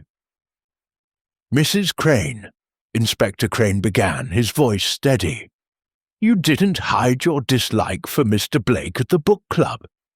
His review of your novel, The Willow's Whisper, was it? Caused you some trouble. Care to elaborate?" Mrs. Crane's smile was thin, almost predatory. "Trouble, Inspector. That's putting it mildly. Blake's review was a hatchet job, vicious and personal. It cost me a contract with a London publisher and no small amount of reputation. He called my work sentimental tripe. Hardly a fair critique, wouldn't you say?" Her voice was smooth, but there was a bite beneath it, like a blade wrapped in silk. "And you resented him for it," the inspector said, his pencil tapping. "Enough to want him silenced?" Mrs. Crane laughed, a low, mirthless sound. "Resent him? Of course I did. He was a petty tyrant with a pen, tearing down what he couldn't create. But kill him? I'm a writer, Inspector, not a poisoner. I'd rather ruin him with words than resort to cyanide." Her eyes flashed, and Miss Marple noted the pride in her tone, the way she leaned forward, as if daring the inspector to challenge her. Miss Marple spoke, her voice soft but clear. "Mrs. Crane, you mentioned at the meeting that you stood to stretch your legs during Mr. Blake's speech. Did you happen to pass the side table, where the kettle was kept?" Mrs. Crane's eyes narrowed, but her smile remained. "Clever Miss Marple. I did stand, yes, to ease a cramp. I might have walked near the table. I don't recall precisely. But I didn't touch the kettle or the tray. I was too busy listening to Blake's drivel." Her tone was dismissive, but Miss Marple caught the slight stiffening of her shoulders, a sign of caution. "And your argument with Mr. Blake outside the Blue Boar," Miss Marple continued, her tone unchanged. "What was that about?" Mrs. Crane's smile faltered, just for a moment. "You've been busy, haven't you? It was nothing, a professional disagreement." He waved his review in my face, gloating. I told him what I thought of his so-called criticism. It was hardly a motive for murder. Her voice was steady, but Miss Marple noted the way her fingers tightened briefly, a flicker of tension. Inspector Crane leaned forward. "You had motive, Mrs. Crane, and you were near the tray when Mrs. Price stepped out. Opportunity, too. Did you see anyone else near the kettle or the teapot?" "No," Mrs. Crane said sharply. "I was focused on Blake, not the tea. If someone tampered with it, it wasn't me." Her eyes met the inspector's, unyielding, but Miss Marple sensed a calculation behind them, as if she were measuring how much to reveal. The inspector scribbled a note, then asked, "You've no knowledge of cyanide, Mrs. Crane? No access to it?" She raised an eyebrow, her composure restored. "Cyanide? I write novels, Inspector, not chemistry textbooks. If I wanted Blake dead, I'd have written him into a story and killed him there. Far more satisfying." Her smile was almost playful, but Miss Marple saw the steel beneath it. The interview ended, and Mrs. Crane rose, her movements graceful but deliberate, like a cat stepping through a puddle. She nodded to Miss Marple, her eyes assessing, then left the room. Inspector Crane turned to Miss Marple, his expression a mix of frustration and curiosity. "She's a cool one," he said. "What do you make of her?" Miss Marple's eyes crinkled. "A woman of pride, Inspector, and pride can be dangerous. She had reason to hate Mr. Blake, but she's clever, too clever to admit it openly. I wonder about that argument at the Blue Boar, and her walk near the side table." She said no more, but her mind was busy, weaving Mrs. Crane's words into the pattern of suspicion. Back at her cottage, Miss Marple sat by the fire, her knitting resumed. She thought of Mrs. Crane's icy calm, her sharp retorts, and the venom in her voice when she spoke of Blake. She recalled a village seamstress, years ago, who'd smiled just as sweetly while sabotaging a rival's dress. Pride and revenge, Miss Marple knew, could drive even the most composed to act. As her needles clicked, she pictured the side table, the unguarded kettle, and Mrs. Crane's fleeting presence near it. The truth was close, she thought, but it needed one more tug to unravel. Chapter 8. The Teapot's Clue. The pale light of a late October afternoon filtered through the lace curtains of Miss Jane Marple's drawing room, casting intricate shadows on the polished floor. Outside, St. Mary Mead was settling into its usual rhythm, but the village's calm belied the undercurrent of unease that lingered after Mr. Arthur Blake's poisoning at Willow Cottage. Miss Marple sat by the fire, her knitting needles idle in her lap, her thoughts circling the events of the book club. The silver tea tray, the shattered cup, the unguarded kettle, all were pieces of a puzzle, but it was the teapot itself that now held her attention. A small detail, overlooked by the police, had snagged in her mind like a loose thread, and she intended to tug it. Inspector Crane had telephoned that morning, his voice gruff but tinged with a reluctant respect. "The labs confirmed cyanide in Blake's cup," he'd said. "Traces in the spilled tea, too, but none in the other cups or the sugar bowl. The teapot's clean, but I'd like you to take another look, Miss Marple. You've a way of seeing what we miss." She had agreed, of course, and now she stood in the drawing-room of Willow Cottage, invited by a flustered Mrs. Price to assist the inspector in a second examination of the scene. The room was much as it had been that fateful evening, though the air felt heavier, the chrysanthemums in their vase beginning to wilt. The tea tray was gone, sealed away as evidence, but Mrs. Price had produced a similar teapot at the inspector's request. A silver piece with a curved spout and an ornate handle. Inspector Crane stood by the hearth, his notebook tucked under his arm, while a young constable hovered near the door, his pencil at the ready. Mrs. Price lingered by the side table, her navy dress replaced by a sombre grey one, her hands twisting her pearl ring with a nervous energy that Miss Marple noted at once. "Miss Marple," Inspector Crane said, gesturing to the teapot, "you mentioned the spout and handle last time. Care to explain?" Miss Marple approached the table, her movements unhurried, her eyes sharp behind her spectacles. She lifted the teapot, turning it gently in her gloved hands, her fingers tracing the spout's delicate curve.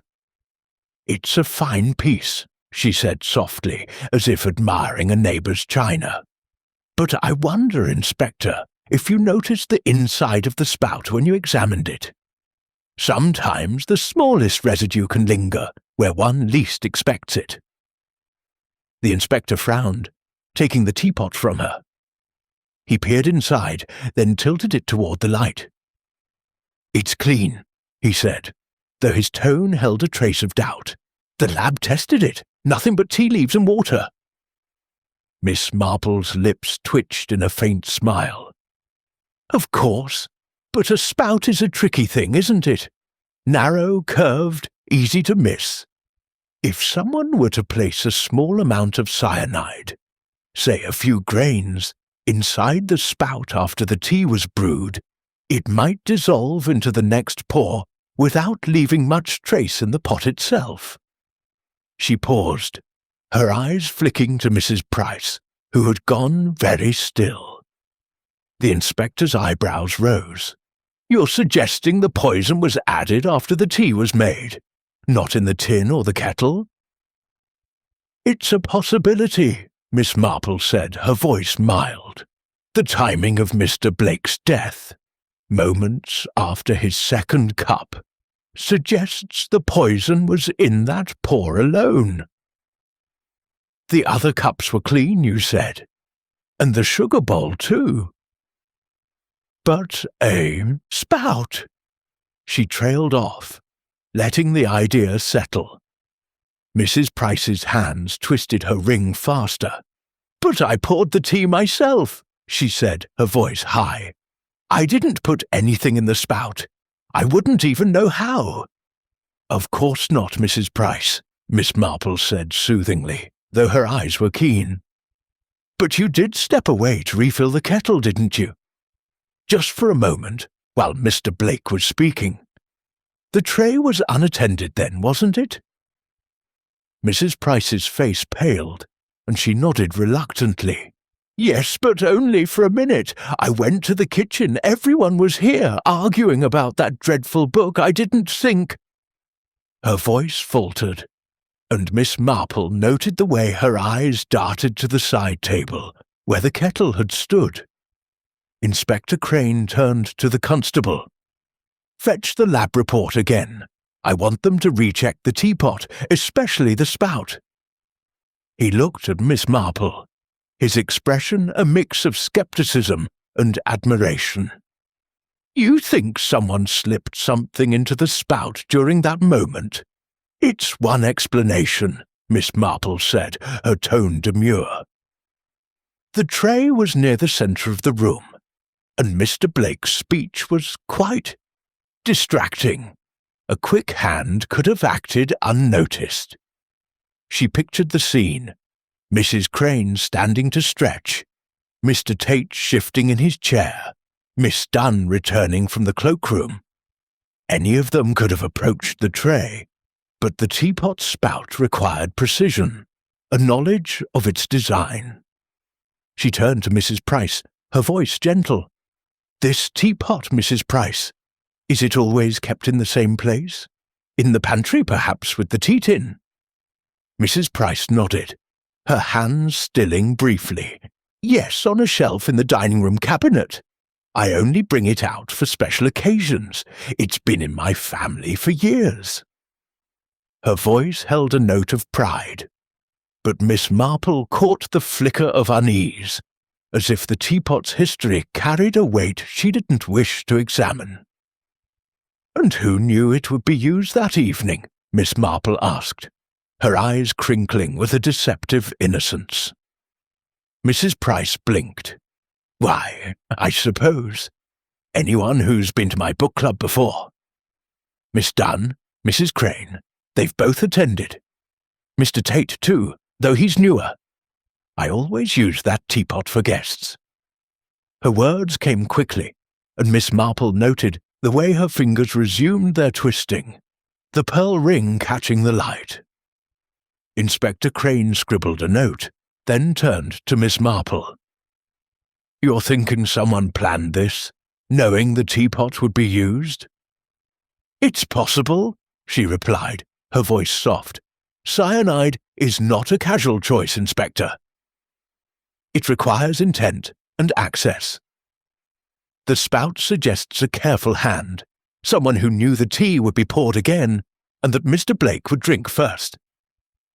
Her mind flashed to Mrs. Crane, who had been closest to the tray during Blake's tirade, her cool demeanour a perfect mask for such precision. The inspector nodded, his expression thoughtful. "We'll have the lab look again. If there's even a trace in the spout, it changes things." He glanced at Mrs. Price, who was now wringing her hands openly. "Mrs. Price, you're sure no one else handled the teapot before the meeting? A maid, perhaps, or a visitor?" "I have no maid," Mrs. Price said sharply. "I manage the cottage myself, and no one was here that day until the guests arrived." Her voice was firm, but Miss Marple sensed a defensiveness, as if she were guarding more than her household routines. As the constable returned with a promise to expedite the lab's re-examination, Miss Marple stepped back, her eyes lingering on the teapot. Its silver surface gleamed, innocent in the afternoon light, but she knew better than to trust appearances. She thought of a village chemist years ago who had hidden arsenic in a teapot spout to poison a rival, believing it would go undetected. The method was old but effective, and required only a moment's opportunity. "Thank you, Mrs. Price," Miss Marple said, her smile gentle. "You've been most helpful." She turned to the inspector. "I'll leave you to your work, Inspector. Do let me know what the lab finds." As she left Willow Cottage, the air crisp and the village quiet, Miss Marple's mind was alight with possibilities. The teapot spout was a clue, but not the only one. Mrs. Crane's proximity, Miss Dunn's nervous absence, Mr. Tate's guarded charm, Mrs. Price's anxious hospitality, all were threads in a tapestry that was slowly taking shape. She thought of Mrs. Crane in particular, her venomous words about Blake, her calculated calm. A novelist, Miss Marple knew, could craft more than stories. She could craft a crime. Back at her cottage, Miss Marple resumed her knitting, the needles clicking in time with her thoughts. The teapot's clue had narrowed the field, but the truth remained just out of reach, like a word on the tip of the tongue. As the fire crackled, she pictured the drawing room, the tray, the moment of distraction, and the hand that had seized it.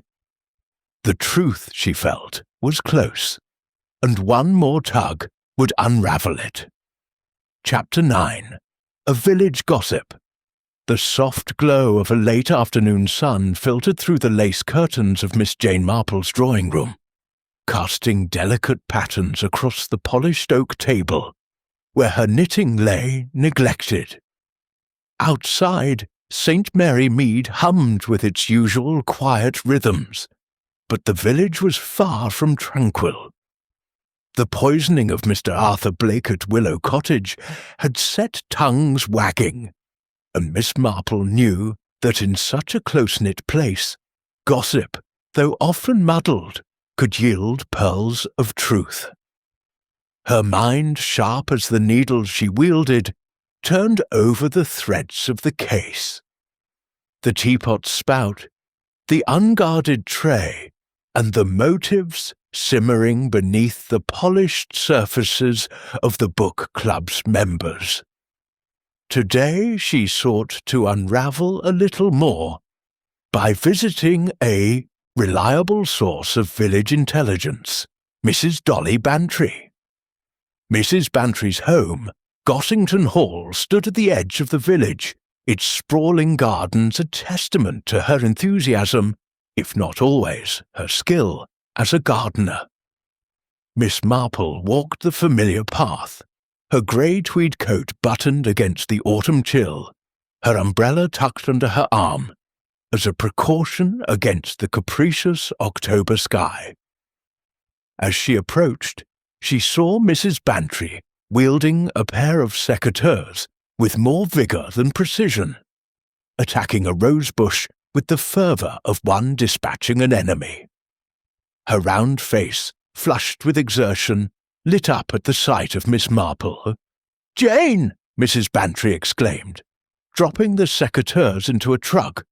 "You're just in time for tea, and to save these poor roses from me. Come in, and tell me everything about this dreadful business at Willow Cottage. Poison, they say. It's like something out of one of Lydia Crane's novels." Miss Marple smiled, her eyes crinkling with amusement as she followed Mrs. Bantry into the hall's cosy drawing-room. A fire crackled in the grate, and a tray of scones, jam, and clotted cream awaited, alongside a sturdy brown teapot that Miss Marple noted with a private chuckle. Mrs. Bantry, for all her exuberance, was not one to fuss with silver teapots, and her tea was always reliably free of cyanide. As they settled with their cups, Mrs. Bantry leaned forward, her eyes gleaming with curiosity. "Now, Jane, don't keep me in suspense. The whole village is talking about poor Mr. Blake. They say Lydia Crane was furious with him, positively spitting venom after that review in the Clarion. Ruined her, they say. Lost her a big contract in London. Is it true?" Miss Marple sipped her tea, her expression mild. "People do exaggerate, Dolly, but there's truth in it. Mrs. Crane's novel took a blow from Mr. Blake's pen, and it cost her dearly, professionally, and perhaps personally."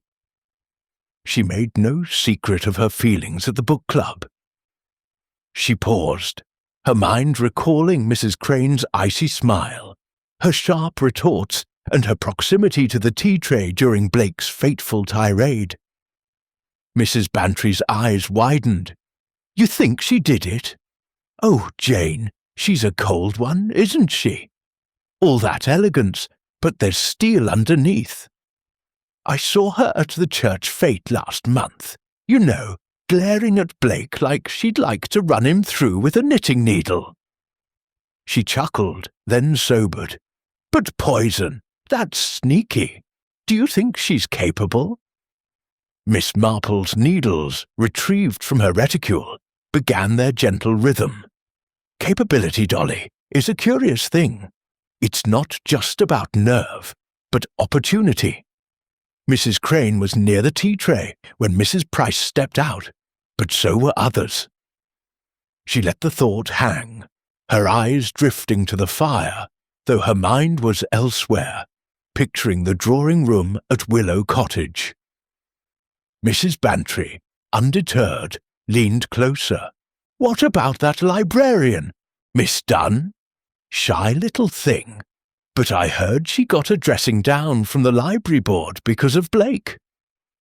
Complained about her collection, called it provincial claptrap or some such nonsense.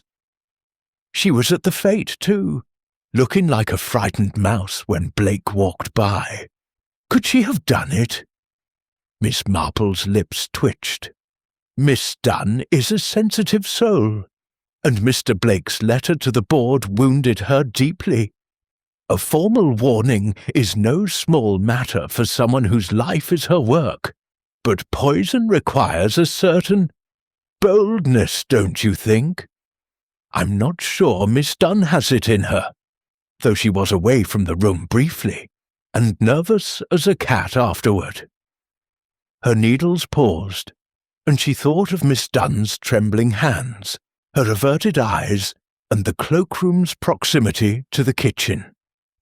Mrs. Bantry poured more tea, her movements brisk. And Mr. Tate, that scholar fellow, awfully smooth, isn't he? I heard he's been cozying up to Mrs. Price, all charm and smiles.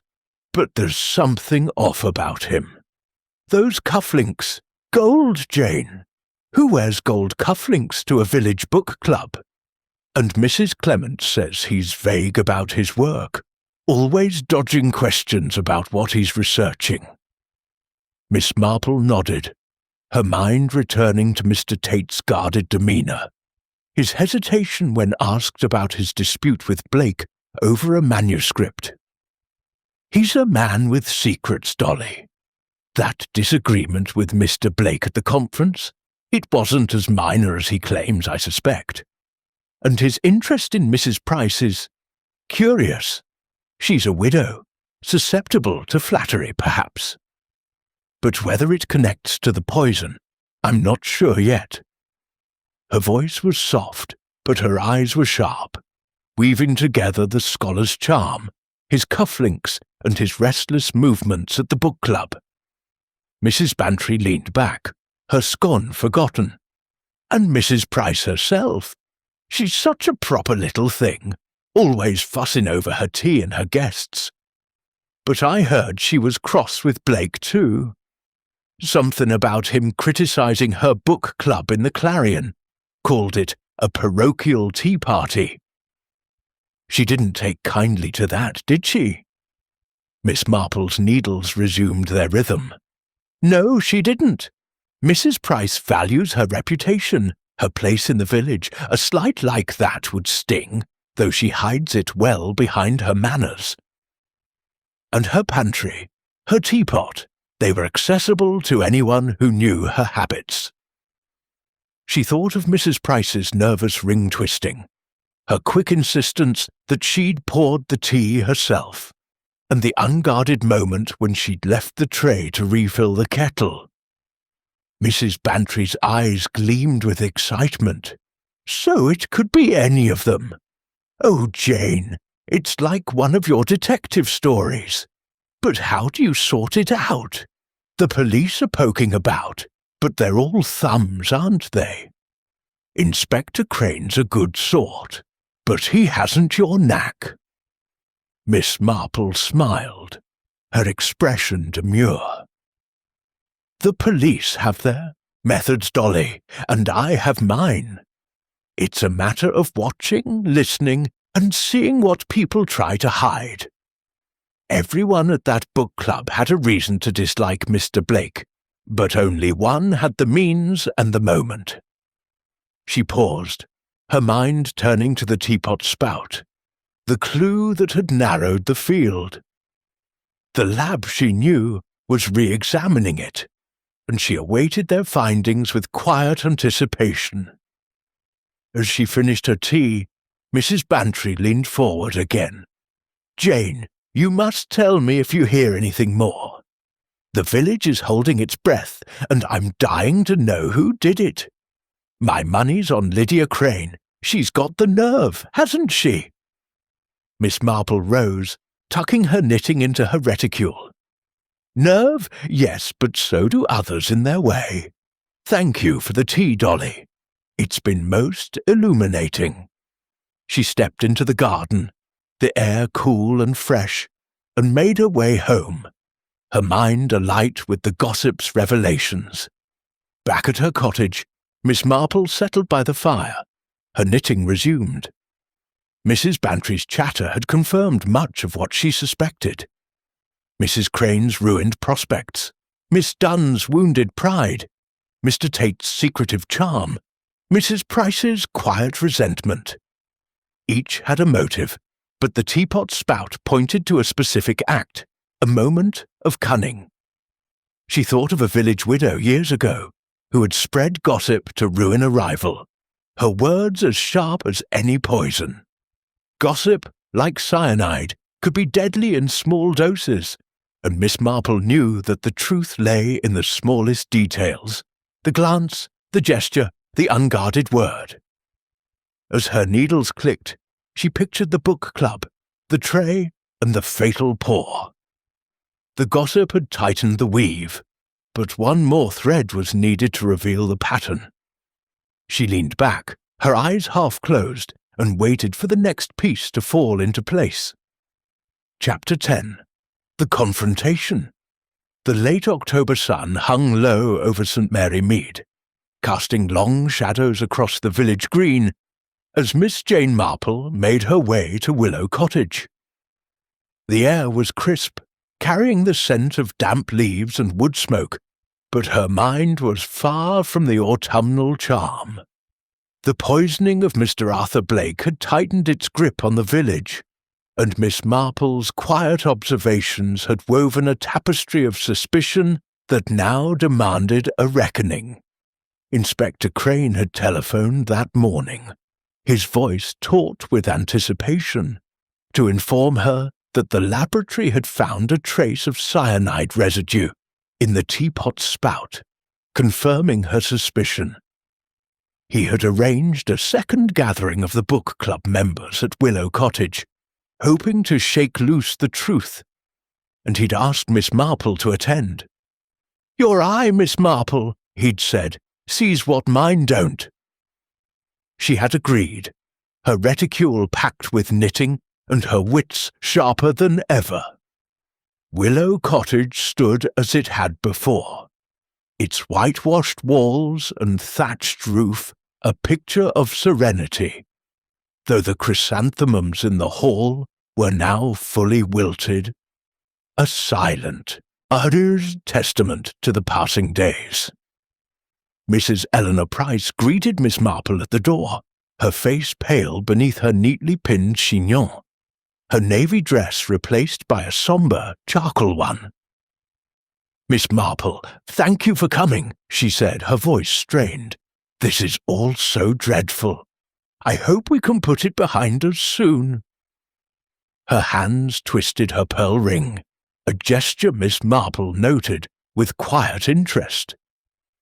The drawing-room was arranged much as it had been for the book club, though the tea-tray was conspicuously absent, replaced by a plain wooden table holding only a pitcher of water and glasses. The fire crackled in the hearth, casting a warm glow, but the atmosphere was heavy with tension. Mr. Henry Tate stood by the window, his lean frame silhouetted against the fading light, his gold cufflinks catching the fire's gleam. Miss Clara Dunn sat on a chintz-covered chair, her spectacles slipping down her nose, her hands clutching a handkerchief as if it were a lifeline. Mrs. Lydia Crane lounged in an armchair, her black suit as tailored as ever, her auburn hair swept into an elegant knot, her eyes glittering with a cool defiance. Inspector Crane stood near the hearth, his clipped moustache twitching as he surveyed the group, a constable at his side with a notebook ready. Miss Marple took her usual seat, her reticule on her lap, her expression one of polite interest. She noted the subtle shifts in the room, Mrs. Price's nervous glances at the others, Mr. Tate's restless fingers brushing his cufflinks, Miss Dunn's hunched shoulders, Mrs. Crane's calculated calm. The inspector cleared his throat, his voice cutting through the silence. "Ladies and gentlemen," he began, "we've new evidence in Mr. Blake's death. The lab found cyanide residue in the teapot spout. Only a trace, but enough to confirm it was the source of the poison. It was added after the tea was brewed, likely during the moment Mrs. Price stepped out to refill the kettle. One of you had opportunity, and I intend to find out who." Mrs. Price gasped, her hand flying to her mouth. "The spout? But I poured the tea myself. How could it be?" Her voice trembled, and Miss Marple noted the way her eyes darted to the others as if seeking a culprit or fearing accusation. Miss Dunn's handkerchief twisted tighter, her face ashen. "I didn't go near the tray," she whispered, almost to herself. "I was in the cloakroom." Her voice trailed off, and Miss Marple saw the panic in her eyes. The same fear she'd shown at the police station. Mr. Tate's jaw tightened, but his voice was smooth. "This is shocking, Inspector, but I was seated the whole time. I had no reason to harm Blake, and I certainly didn't touch the teapot." His eyes flicked to Mrs. Crane, a subtle challenge, and Miss Marple filed it away. Mrs. Crane's smile was thin, almost amused. "Really, Inspector, this is quite theatrical. Are you suggesting one of us slipped cyanide into the spout while Mrs. Price was out of the room?" "I was stretching my legs, yes, but I didn't go near the tray. I was too busy enduring Blake's nonsense." Her tone was dry, but Miss Marple noted the slight tightening of her lips, the way her hands rested too still in her lap. Inspector Crane's eyes narrowed. The spout required precision, Mrs. Crane. Someone who knew the teapot, who knew Blake would drink again. You were closest to the tray during his speech, weren't you? Mrs. Crane's smile didn't waver, but her eyes flashed. "Closest? Perhaps, but I'm a novelist, not a chemist. If I wanted Blake gone, I'd have written him into a story and dispatched him there. Far less messy." Her voice was light, but Miss Marple sensed the steel beneath it, the careful deflection of a woman accustomed to crafting narratives. Miss Marple spoke, her voice soft but clear, cutting through the tension like a needle through fabric. "Inspector, if I may, the spout is a clever choice, isn't it? It requires only a moment, a quick hand, and a distraction, such as Mr. Blake's rather loud opinions. Mrs. Crane, you were standing near the tray when Mr. Blake began his tirade about modern literature, weren't you? You mentioned stretching your legs." Mrs. Crane's eyes met Miss Marple's, a flicker of wariness passing through them. "I was, Miss Marple, but as I said, I didn't touch the tray. Are you accusing me?" Her tone was sharp, but her smile held, a mask of composure. "Not accusing," Miss Marple said, her eyes crinkling, "merely observing. You see, the teapot was familiar to you, wasn't it? You've attended Mrs. Price's book club before. You'd know her habits, her silver teapot, perhaps even its spout." She paused, letting the words settle, her gaze steady. Mrs. Price's hands twisted her ring faster. "Lydia, Mrs. Crane, has been to my book club many times," she said, her voice high. "But so has Miss Dunn, and Mr. Tate was here last month. Any of them could have known about the teapot." Her words tumbled out, and Miss Marple noted the desperation, as if she were trying to shift suspicion from herself. Miss Dunn's handkerchief was now a crumpled ball. "I didn't know about the spout," she whispered. "I swear, I didn't even look at the tray. I was too nervous." Her voice broke, and Miss Marple felt a pang of sympathy, though her mind remained sharp, recalling Miss Dunn's absence in the cloakroom and her proximity to the kitchen. Mr. Tate stepped forward, his voice calm but firm. "This is all speculation, Inspector. I knew nothing about the teapot, and I was seated, as I've said. If you're looking for someone with a grudge, Mrs. Crane had the most reason. Blake's review ruined her career." His tone was measured, but Miss Marple caught the accusation, the way his eyes lingered on Mrs. Crane. Mrs. Crane's laugh was sharp, almost brittle. "Oh, well done, Mr. Tate. Point the finger to save yourself. Yes, Blake's review was vicious, but I'm not so petty as to kill for it. What about you? That manuscript dispute at the conference. Blake called you a fraud, didn't he? Not exactly a minor slight." Her eyes glittered, and Miss Marple noted the shift, the way the room's tensions flared like sparks. Inspector Crane raised a hand. "Enough! The evidence points to the spout, and one of you had the chance. Mrs. Crane, you were nearest. Miss Dunn, you were out of the room. Mr. Tate, you claim you didn't move, but we've only your word. Mrs. Price, you left the tray unguarded. Someone's not telling the truth."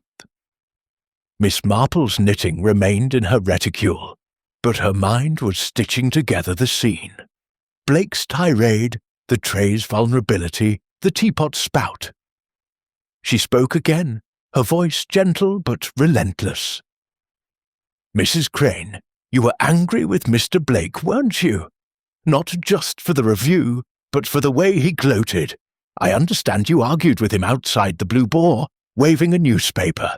That must have been humiliating." Mrs. Crane's smile faltered, her hands clenching briefly. "Humiliating? Yes, Miss Marple, it was. He stood there, laughing, as if my work was nothing. But I didn't kill him. I wouldn't stoop to it." Her voice was steady, but Miss Marple saw the crack in her composure, the flicker of rage beneath the mask. The inspector's eyes narrowed. "We'll check your movements, Mrs. Crane, and everyone else's. If that cyanide came from you, we'll find out." Miss Marple leaned back, her expression serene, but her mind was racing. The confrontation had revealed much. Mrs. Crane's pride, Miss Dunn's fear, Mr. Tate's deflections, Mrs. Price's anxiety. The teapot spout had narrowed the method, but the motive was clear. Blake's pen had wounded them all, but only one had acted. She thought of Mrs. Crane's calculated calm, her proximity to the tray, and the venom in her words. The truth was close, she felt, like a knot about to unravel. As the group dispersed, the constable escorting them out, Miss Marple lingered, her eyes on the empty table where the tray had stood.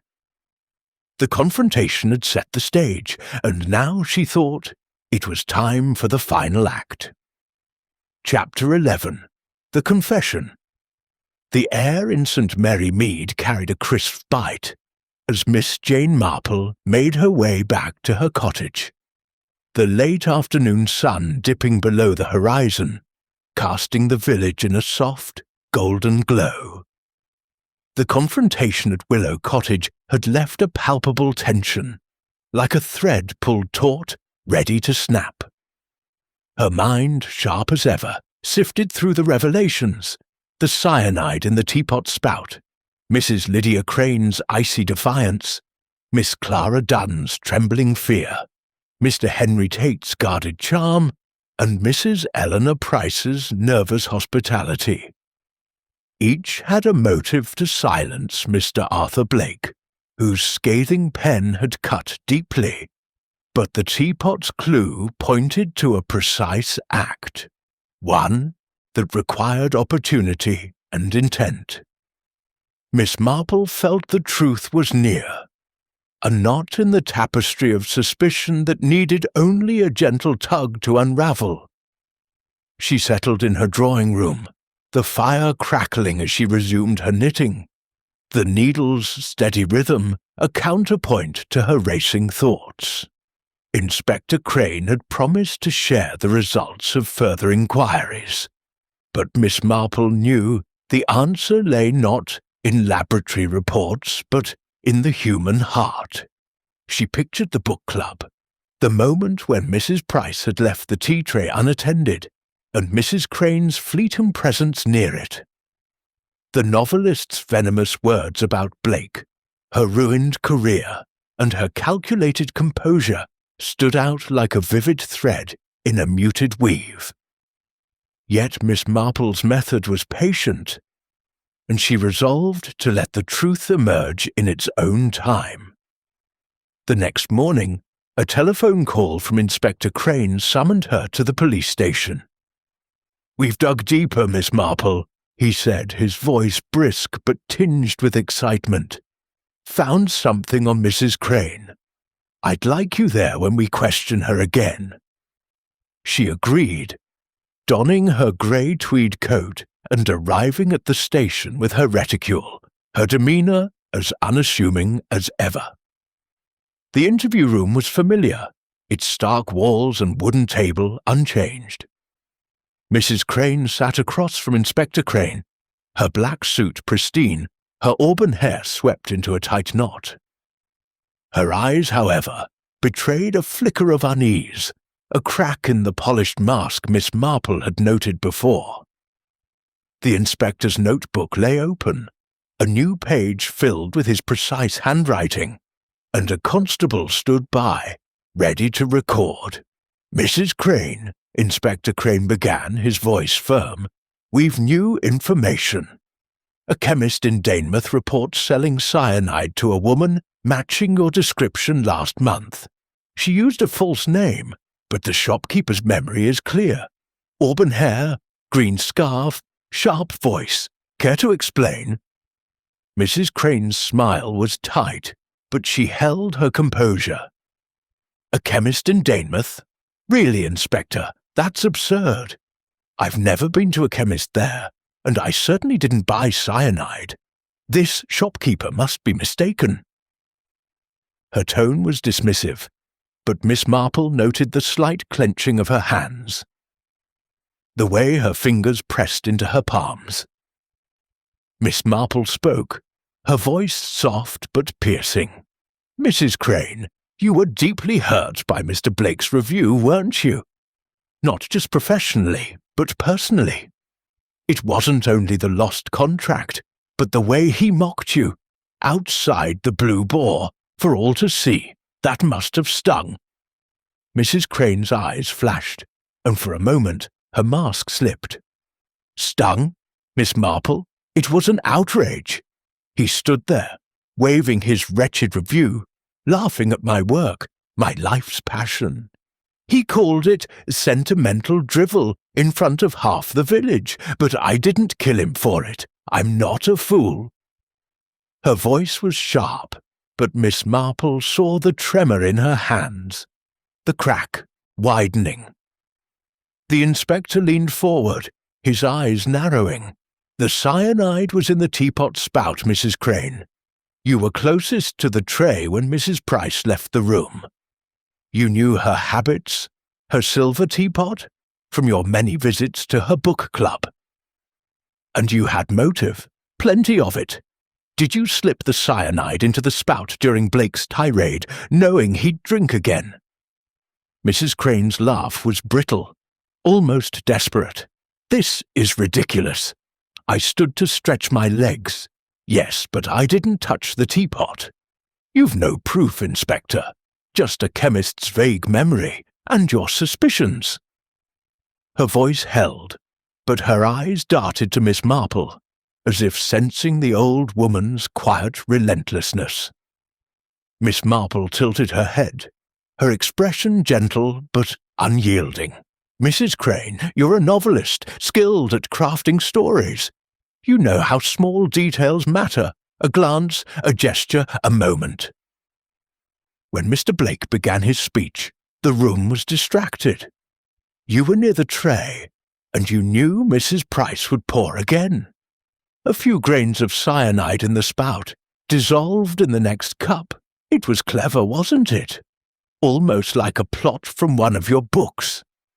Mrs. Crane's composure cracked, her hands slamming onto the table. "Clever?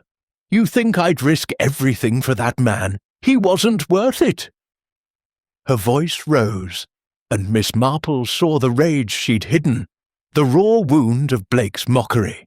"He destroyed my career, my reputation. That contract was my chance to rise above this provincial backwater, and he took it with a few cruel words. But I didn't kill him. I wouldn't." Her eyes glistened, and Miss Marple felt a pang of pity, though her mind remained clear. Inspector Crane's voice was steady. "The chemist's description matches Mrs. Crane, and we're tracing the sale. Your fingerprints were on the teapot's handle, not conclusive, but suggestive. You were seen arguing with Blake, and you had the opportunity. Tell us the truth, and it'll go easier." Mrs. Crane's shoulders slumped, her defiance crumbling like a house of cards. She buried her face in her hands, her voice muffled. "I only wanted justice," she whispered. "He laughed at me, humiliated me. I couldn't let him win." She looked up, her eyes wet but fierce. "Yes, I bought the cyanide. I used a false name, thought it wouldn't be traced. At the book club, when Eleanor left the tray, I put it in the spout. Just a pinch, during his wretched speech. I knew he'd drink again. He always did. I just wanted him silenced, not this." Her voice broke, and she sobbed. The mask of composure shattered. Miss Marple's eyes softened, though her mind was satisfied. She thought of a village girl, years ago, who had poisoned a rival's well in a fit of jealousy, believing it would right a wrong. The heart, she knew, could twist justice into vengeance with frightening ease. Inspector Crane nodded to the constable, who stepped forward, with handcuffs. "Lydia Crane, you're under arrest for the murder of Arthur Blake," he said, his voice formal but not unkind. As Mrs. Crane was led away, her head bowed, Miss Marple remained seated, her reticule in her lap, her expression serene. The inspector turned to her, his moustache twitching with a grudging smile. "You were right, Miss Marple. That spout business, and your questions. You knew she'd crack." Miss Marple's eyes crinkled. "People are predictable, Inspector, in their way." Mrs. Crane's pride was her undoing. She couldn't bear to be mocked. A sad business, but the truth always comes out.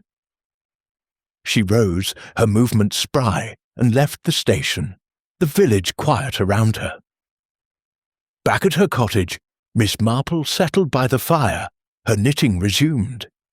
The case was solved, but her heart was heavy with the weight of human frailty. Mrs. Crane's confession had unravelled the tapestry, revealing a pattern of pride and pain. As her needles clicked, she thought of justice, and how it was rarely as simple as it seemed. Chapter 12. The Quiet Return. The soft glow of twilight settled over St. Mary Mead, bathing the village in a serene hush that belied the recent storm of scandal. Miss Jane Marple sat in her familiar armchair by the drawing-room fire, her knitting needles moving with their steady, comforting rhythm. The shawl in her lap, nearly complete, was a soft grey, much like the calm that had returned to her mind after the unravelling of Mr. Arthur Blake's murder. Outside, the village green lay quiet, the only sound the distant bark of a dog and the rustle of leaves in the October breeze. The air carried the faint scent of wood smoke, a reminder of the season's turn, and Miss Marple's thoughts turned with it, reflecting on the human frailties that had woven the tragic tapestry of Willow Cottage. The arrest of Mrs. Lydia Crane had sent ripples through St. Mary Mead, though Miss Marple had avoided the flurry of gossip at the post office and the baker's shop. The villagers, she knew, would spin their tales, some casting Mrs. Crane as a cold-hearted villainess, others as a woman driven to desperation by a cruel critic. Miss Marple preferred her own counsel, where the truth could be examined without the embellishments of rumour. Her needles clicked softly, each stitch a meditation on the case. The teapot spout, the cyanide's deadly precision, and Mrs. Crane's confession, wrung from her like a confession from a character in one of her own novels. She thought of the book club, that fateful evening when polite discussion had turned to poison. Mrs. Eleanor Price's nervous hospitality, Miss Clara Dunn's trembling fear, Mr. Henry Tate's guarded charm, all had played their parts. But it was Mrs. Crane's wounded pride that had tipped the balance. Miss Marple recalled her icy composure, the venom in her words when she spoke of Blake's review, and the fleeting moment near the tea tray that had sealed his fate. It was a story as old as the village itself. Pride, resentment, and a moment of reckless action, much like the young farmer's wife years ago, who had sabotaged a rival's preserves out of envy, only to regret it when the damage was done. The telephone rang, a soft jangle that broke her reverie. It was Inspector Crane, his voice gruff but warm with gratitude. "Miss Marple, I wanted to thank you," he said. "That business with the teapot spout, we'd have missed it without you. Mrs. Crane's pleaded guilty, and the case is closed. You've a rare gift, you know." Miss Marple's eyes crinkled with a smile. "Oh, Inspector, I'm just an old woman who notices things. People are so very predictable in their way, and yet always surprising. I'm glad the truth is out." She paused, her tone gentle. "How is Mrs. Price faring?" The inspector sighed. "Shaken, but she'll manage. Says she's cancelling her book club for a while. No surprise there. Miss Dunn's gone quiet and Tate's left for London, muttering about manuscripts. The village will settle thanks to you." She thanked him and hung up, her mind returning to the fire's glow. Mrs. Price, she thought, would recover, her fastidious nature finding solace in routine. Miss Dunn's wounded pride would heal, though she'd likely avoid book clubs for some time. Mr. Tate's secrets, whatever they were, had not been part of the crime, but Miss Marple suspected he carried his own burdens, perhaps tied to those gold cufflinks. As for Mrs. Crane, her confession had been a release, but not a redemption.